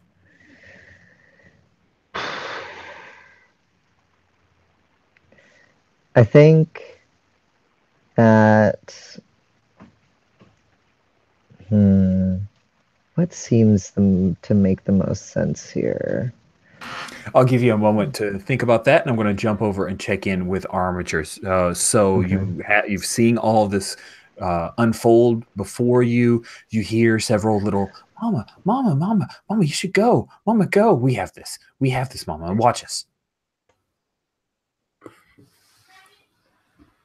Okay, I'm like, once the kind of like the fight starts kicking in, I'm like, I get kind of get out of the kind of frozen moment, and I think I'm trying to ignore those calls for the moment. I need to kind of start problem solving, and that's not helping. The thing that was on Nemo, the restricting thing. Yes. That's still on Nemo? Oh, yes. I think I'm gonna give ground. So Okay. Cool. So not only is it on Nemo, but this Talrop is now dragging Nemo back and is turning to step back towards that silver disc.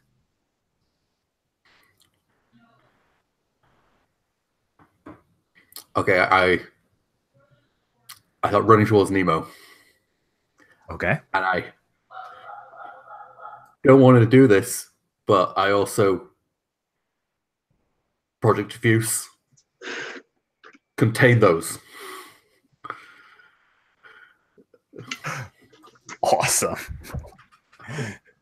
Sweet. So you are commanding Project Diffuse. I need you to provoke. Okay.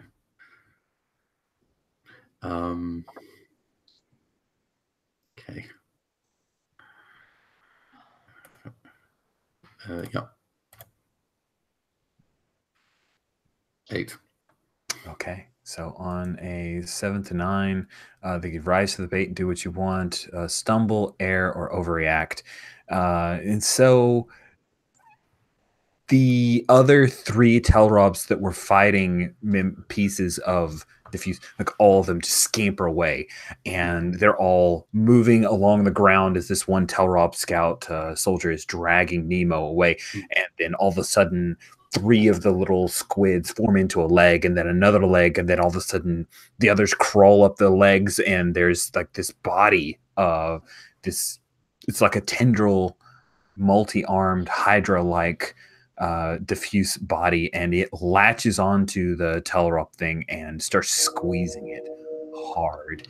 You can hear its unearthly gurgling scream as the fire spreads, and it spreads out into the canopy of the forest. There's some like evergreen that still has a little bit of leaves, but it's primarily deciduous. So there's a lot of just open bark, open to the sky, and the fire starts to spread.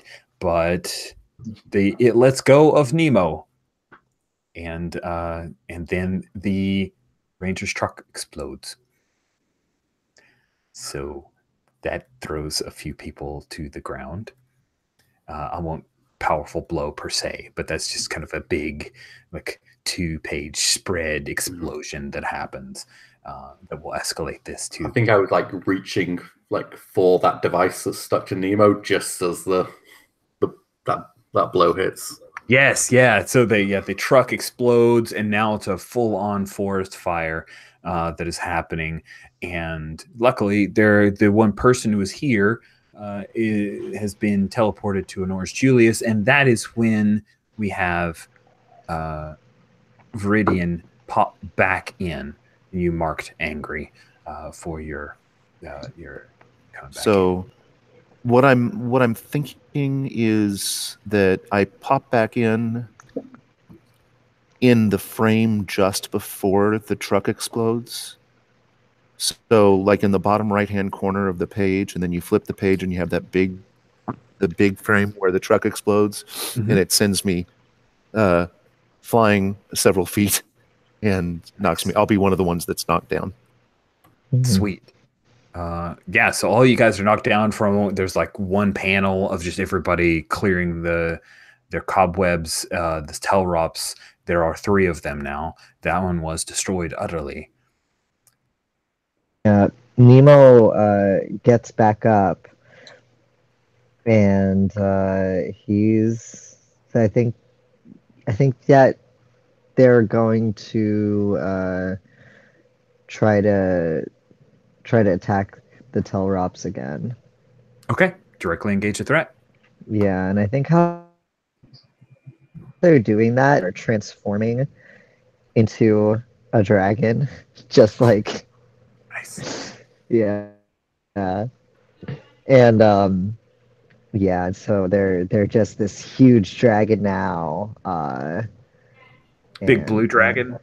Big blue dragon. Nice. Yeah. I feel like it's got ice breath. I don't know.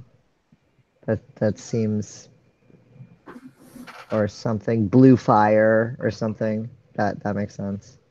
All right.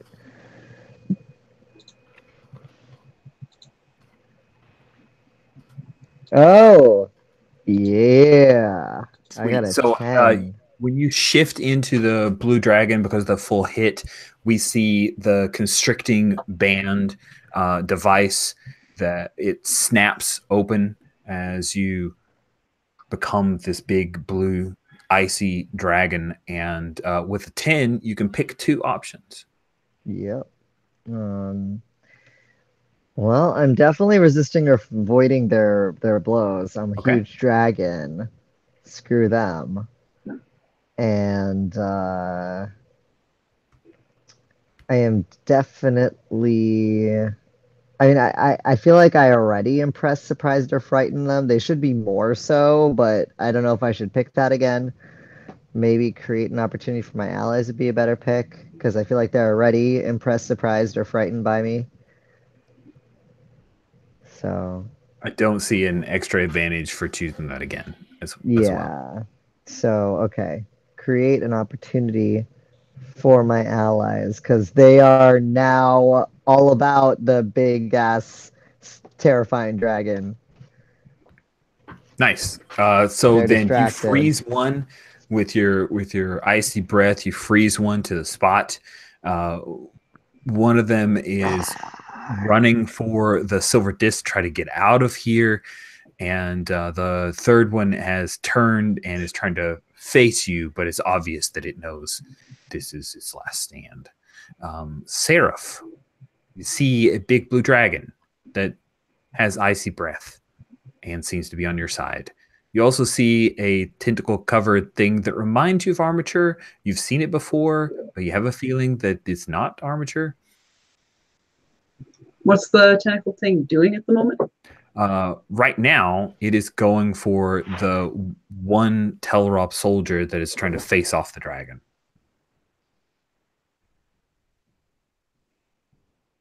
I'm going to let that shake out how it may. Okay. I'm going for the silver disc. Nice. All right. So then I think that what you're doing is the Telrop soldier that's running for the disc is not going to let you take his ride. So I think you're directly engaging a threat here, right? All right, sure.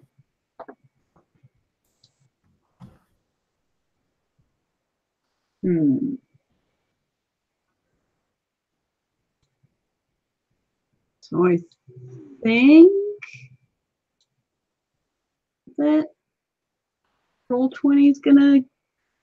I don't know if Roll20 is gonna give me that -2 automatically. I think I have to enter that in. No. No, Oh, Didn't we test this before? I thought it did. it is. Oh, all right. Well, I'll give it a shot. All right. So I think it does. I think it does. Cool. Yep, Okay. it does. So is anybody gonna help me out? Because Just roll the 6. Anybody want to help out with trying to Oh. take this? Anil will Can I- definitely. Oh. Okay, go ahead. No, never I think mind. You since- go. You go ahead. You Yeah, go ahead. let's. I think since Nemo just freeze breathed a bunch of people, it should either be Armature or Viridian. So yeah, Viridian's going to. What does it look like?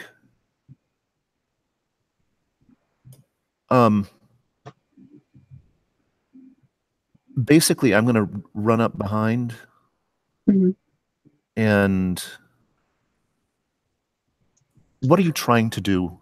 Again, I mean, specifically, since I don't know how to pilot the stupid thing, I'm just gonna see if I can't grab it and throw it down the fucking mountain.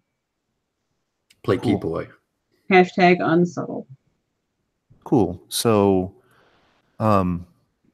yeah, what I'll do to help is actually just while you're trying to grab it, I will bind it. I'll also grab it with my magical powers until you Nice. get a firm purchase on it, and that's our one team gone. Nice. So you get one option from directly engage. I take something from them.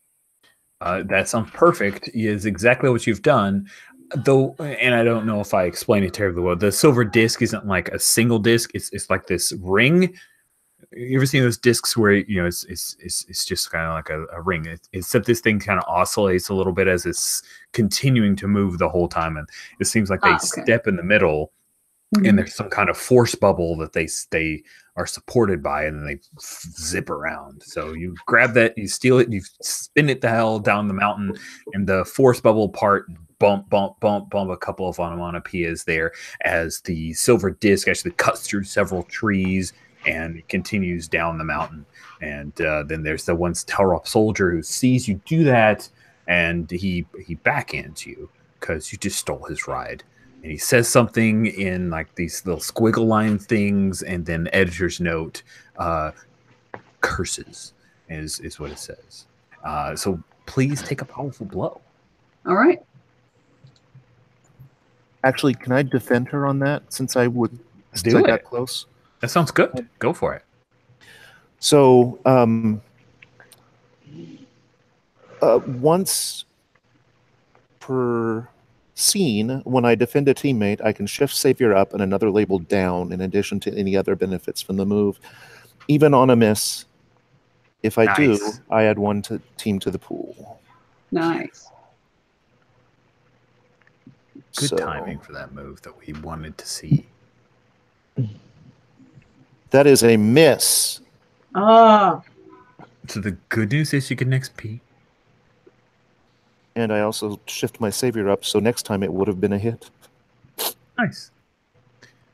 Both of you take a powerful blow. As this thing starts to backhand you, and it just slides across, and it's one of those hits one, and then... oh my god, of course. Wow. Oh. So, it didn't... No, it did. Wow. Okay, cool. Ouch. So So I you have rolled a to 13. lose control of my powers in a terrible way. Oh, that sounds amazing.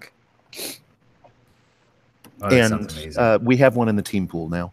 So let me roll my take a powerful blow. Yeah, I want to see this, and then we will. I roll that with Savior, by the way. Oh, right. Because of your cool thingy. So I roll plus Savior. So here we go. Which I just moved results too, right? Yep. That's a full hit, but that's good for me. Yep. Oh. It is. Yeah, you have a different thing of the never give up, never surrender. When you take a powerful blow from someone far greater power, use this move instead. And on a hit, you stand strong and choose one. Okay. I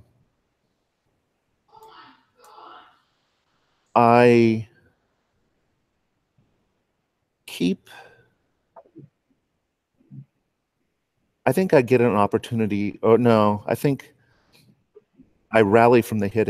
How close do you think we are to? Yeah, I'll just add one to the team pool. I rally. I take it like a champ. Nice. And look good doing it and inspire everybody. So we've got two in the team pool now. Nice. You guys now have 2 in the team pool. And you were able to do that. So you lose control of your powers in a terrifying way.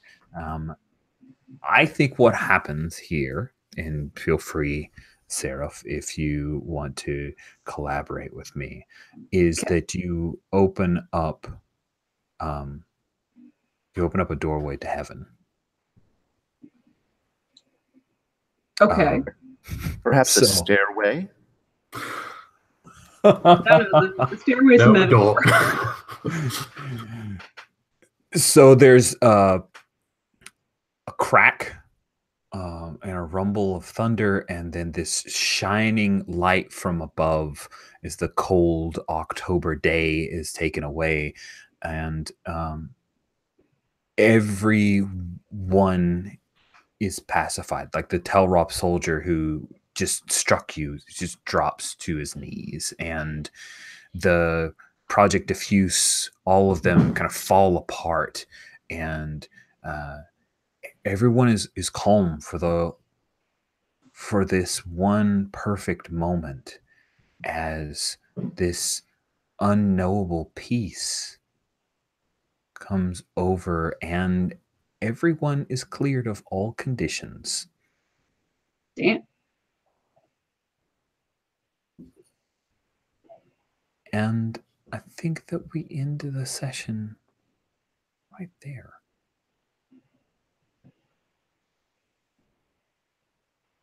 I'm okay with that. Sure. Cool. Yeah. Cool. All right. So let's do our end of session fun. At the end of every session, each player character will choose one to grow closer to the team, grow into your own image of yourself, or grow away from the team. And we will start with Armature. I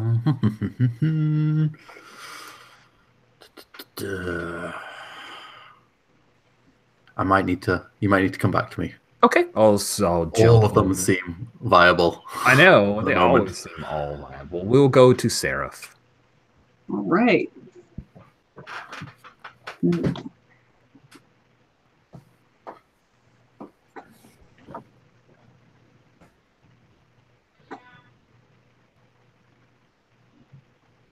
In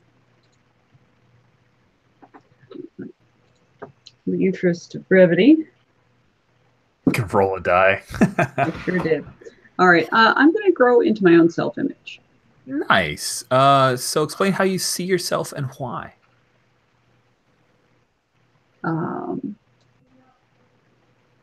Goodness.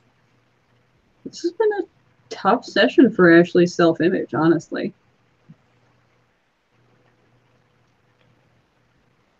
Because she's got this connection to power, and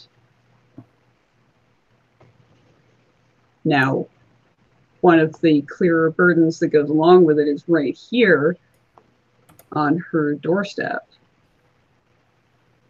And it freaking sucks, and it's scary.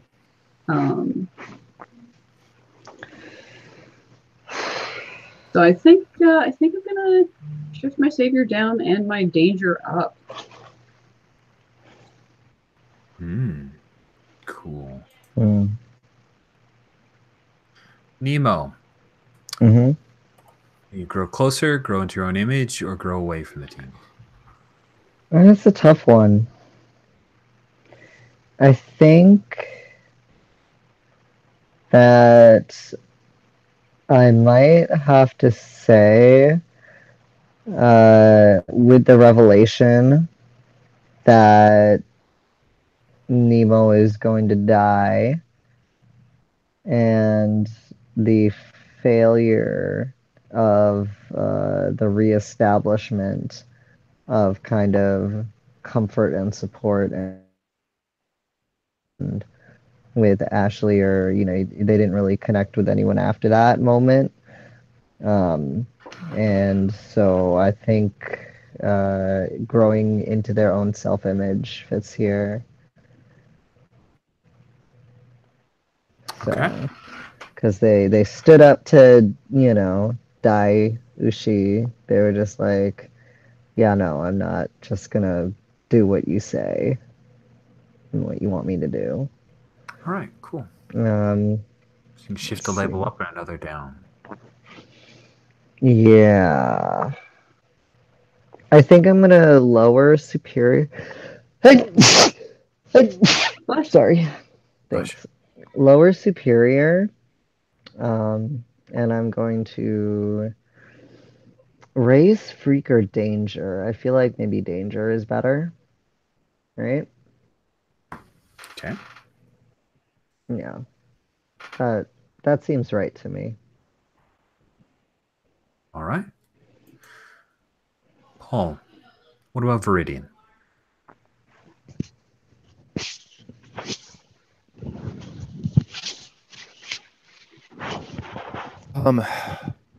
I'm also thinking that this may have been a self-image day, because he confronted his parents, called his parents on some bullshit, and they didn't smack him down. And so, yeah, I'm choosing that one. That one. All right.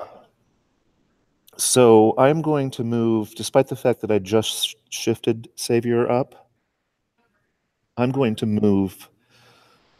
I'm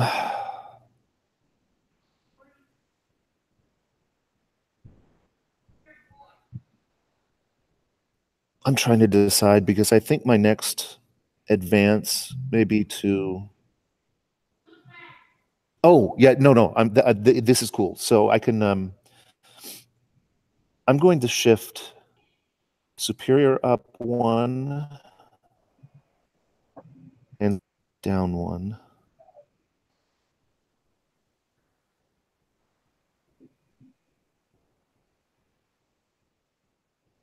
No, I'm not. I'm sorry. I'll tell you Okay. what I'm doing in a second. All right, cool. I'll switch over to Armature. Yeah, I'm gonna grow into my own self-image. I mean, I had that moment where I kind of froze, but then I was like, okay, I'm problem solver. I'm gonna use this. Yeah, that was huge. That was huge. I'm putting Superior up and Mundane down. Because, yeah. Okay. And unless Paul has an answer yet, I could ask my thing about my shame if I Let's do that. Let's steps. ask that shamey question. Did I take steps to bring up to expand the window a bit so I can read it fully? Did I take steps to make amends for my shame? Yeah. I feel like we need to be generous with this because, frankly, how many opportunities does she actually get? Like, if that seems more of a judgment on Armature not using opportunities. To me, like embracing that the shame is trying to do a thing and trying to manipulate it to protect your friends in a way feels like making up for it. I don't know. Like, I want to say you did the right thing. I'm happy to leave it up to a vote of everyone else. I say yes. Sure. Yeah. I agree. Sure. Very wholehearted agreement there. Okay. I guess whatever. Well, that was the first time Nemo got to see that and that thing. Yeah, they were pretty startled Yeah. when and you saw, like, they weren't a dragon. Yeah. You saw that Teleroth get just compressed into a... Yeah, that's how Rob's dead. Way dead. Yeah. The one that Nemo also ice probably. Yeah. Pretty I mean, dead. that's debatable. Do the people get frozen by I mean, freeze? they have fire heads, so I imagine. I have a feeling it's probably dead. Yeah. But there's a difference between, they're now still in ice and mulching in front of your face. So, well, I was thinking Nemo could, instead of the ice, be having like blue fire, so it's just like really, really hot fire, and then that would burn them to crisp. I was torn, honestly. All right, Paul. So it doesn't matter because I just hit an advance and I'm going to rearrange your labels as you choose and add one to label. Okay. That may be my fifth. I have to count. Oh, no, wait. It's not. Oh, okay. It's my fourth. Fourth advance? Yeah, fourth advancement. Yeah. Okay, cool. Wow, that's nice. You failed a lot of rolls, sir. Yep. I also think you did the end of the session like a whole lot of like people making you feel welcome, which automatically gets you a potential as well. So then everyone's done the end of session. Are there any other end of session questions? I know there's the one for our brain. Is there another one? Yeah, the doomed. Yep. The doomed. Okay. I have one. Let me see. What is it again? Gosh darn. I'm trying to find it. At the end of every session, answer the question: did you make progress on defeating your nemesis? The answer is yes, mark potential. If the answer is no, where mark it. is that? I'm trying to oh, there we go. It's by nemesis. Okay. Yep. Oh, all right. So I don't think so. I mean, you got information. And I did. Preparation. Maybe. I'm feeling like it could go either way. What does the group think? I know I have my opinion, but I'm curious. Well, now you know who your actual nemesis is. It's true. It's true. I think that's progress. Okay. Yeah, I would. You're not going backwards. I don't think you're standing in place. Yeah. That's true. All right. Go ahead and mark potential. I advance. Yay! All right. You got a week to think about what you're going to do with that juicy, juicy advance. I got an advance as well. I have no What? Advances all around. You guys are all in your own self-images and advancing. It's amazing. Nothing will ever be the same as what we had on the cover of this issue. Sweet. Classic all right. tagline. Done with our administrative end of session stuff, right? I think we are. Yeah. So let's roll to roses and thorns. We'll make that a... Ow! I just bonked my knuckle on my desk. Don't do that. Okay, I'll stop. I'll not do that. Also, I marked Doom Track because I definitely overextended myself. Oh, yeah. I turned into a freaking dragon Dragoning and sucked up. the life out of people. That does sound tiring. I was whack, yo. I was whack. Yeah.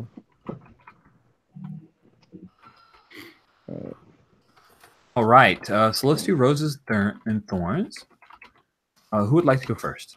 I thought this session we had a much better balance of like action to talky stuff.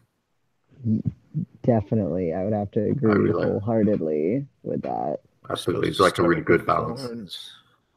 Rich Alex started with a rose. I know, it's all was it topsy-turvy. thorns? Sorry. Hold that in reserve. I'm like, how is this a thorn? I don't understand. And I hate good balance of action. Alex Sorry. has been dadding, so I'll give him a break. Alex, will you start with thorns? No, but okay. You can have a thorn. My thorn is Alex can't pay attention to roses and thorns order.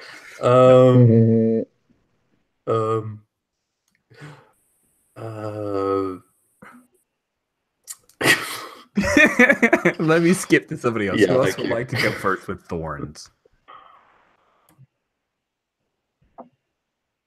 Jen is first with thorns. Yeah. I mean, I made a noise. That doesn't mean I have anything in mind. Oh man! All right. That pause gave me enough time to think of one. Okay, Alex. This is killing me. I had my drives in my head, and a few times I was like, okay, I'm ready. I was like thinking of like one, and I was like, oh, I think I could do it. But then it's an excuse to say some moves kind of got in the way. But I was like, every time I was like, oh, I'm almost gonna do like, oh, I think I could maybe get a make out like in the middle of chaos, or I could punch someone I probably shouldn't. It kind of things changed, and I kind of like pulled back from them. Where If I could only have you just been punched a bit more Master aggressive. Justinian, it was right there for you. Come on. Yeah. Because I was like, I am I could be pulling still. that thing off and kind of like, oh, make out while fixing that.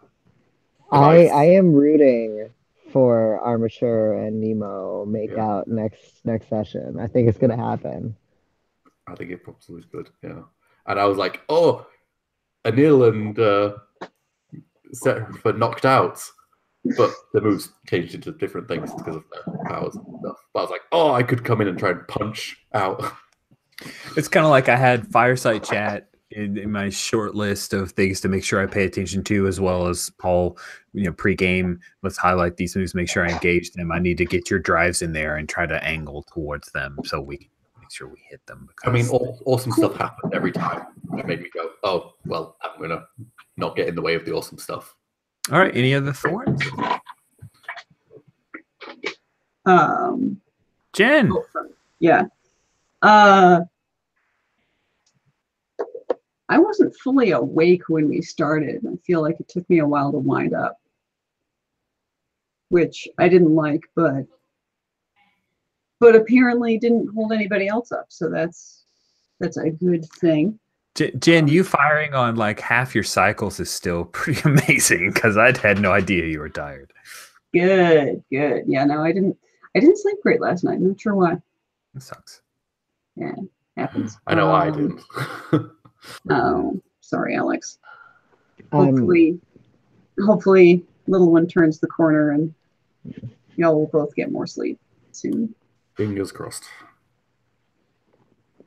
Gosh, any actionable thorns have I got?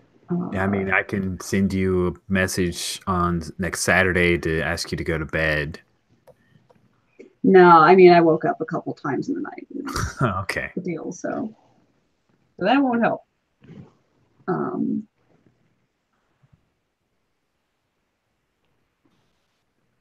Yeah, no, I don't really have anything extra. Right.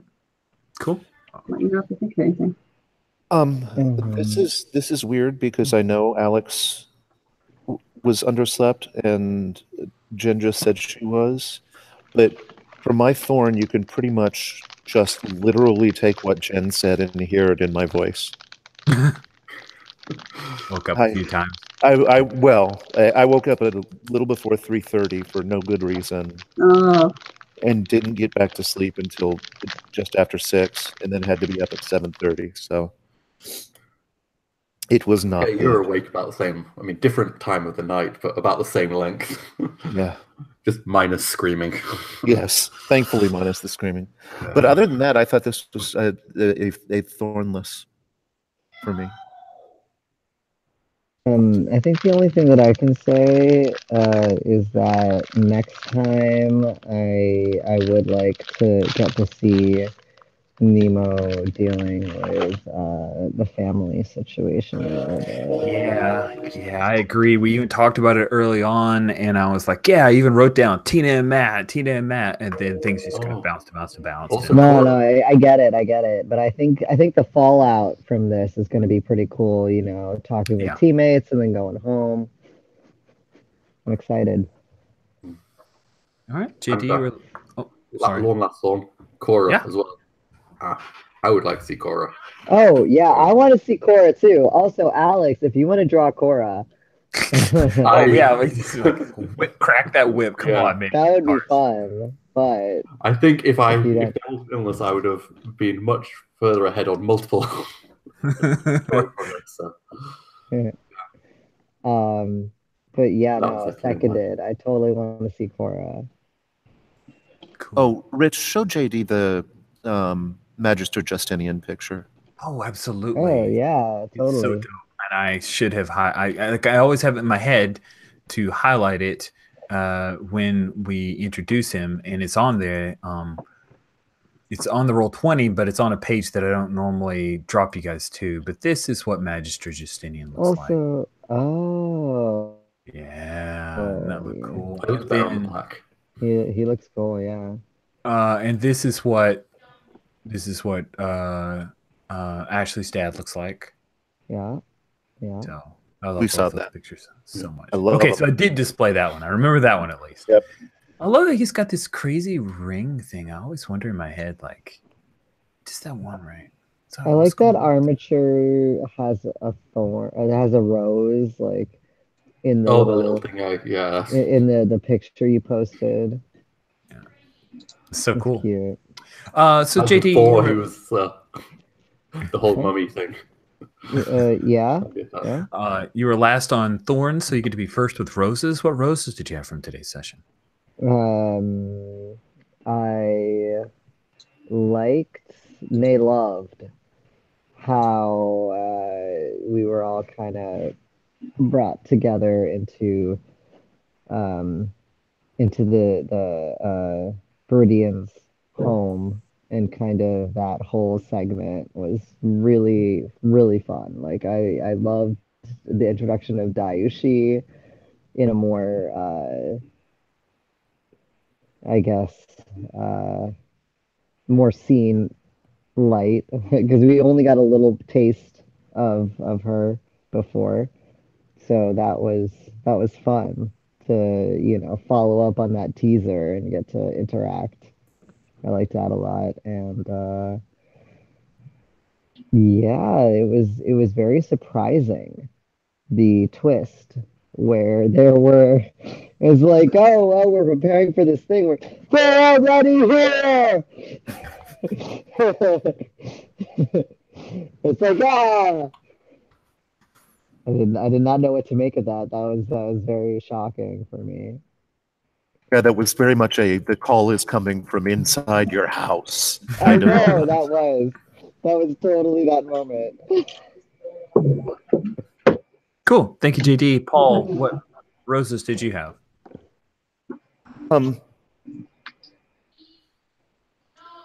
I love watching Armature react to diffuse. Hang on one second. Whenever diffuse appears, I love watching Armature react.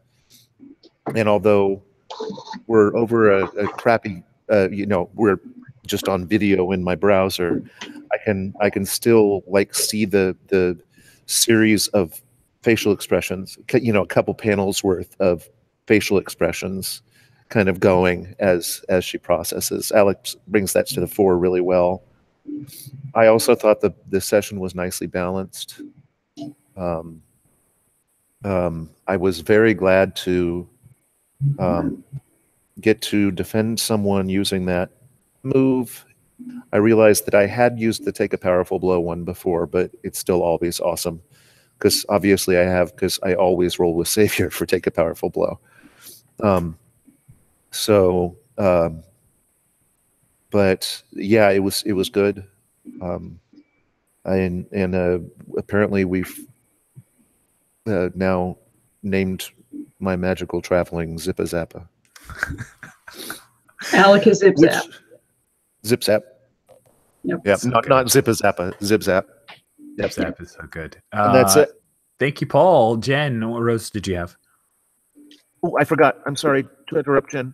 The fireside chat was really fun to watch. Okay, good. Good. Yes, I'm glad that went off and happened. I got to lay out some stuff for Ashley Quaserif that I've had in the back of my head for a while. So that was nice. Goodness, what other roses have I got? It was cool talking to Dayushi. I loved the image of the giant bathhouse and the dragon head just coming up out of that. That was cool. That was fun. And the fact that my family has a bathroom big enough for a dragon. Yeah, no, that's Ashley's got that tucked in her Probably back specifically pocket. built. I think we're. Oh, wait, are you back? Paul's having a connection hiccup. Yeah. I'm assuming he was going to say. Specifically built for dragons, like maybe a Chinese dragon, like a Feiling or something like that. Would be cool. Am I here? Yes, Yeah. you're here. Yeah. Cool. Yeah. Let's move on.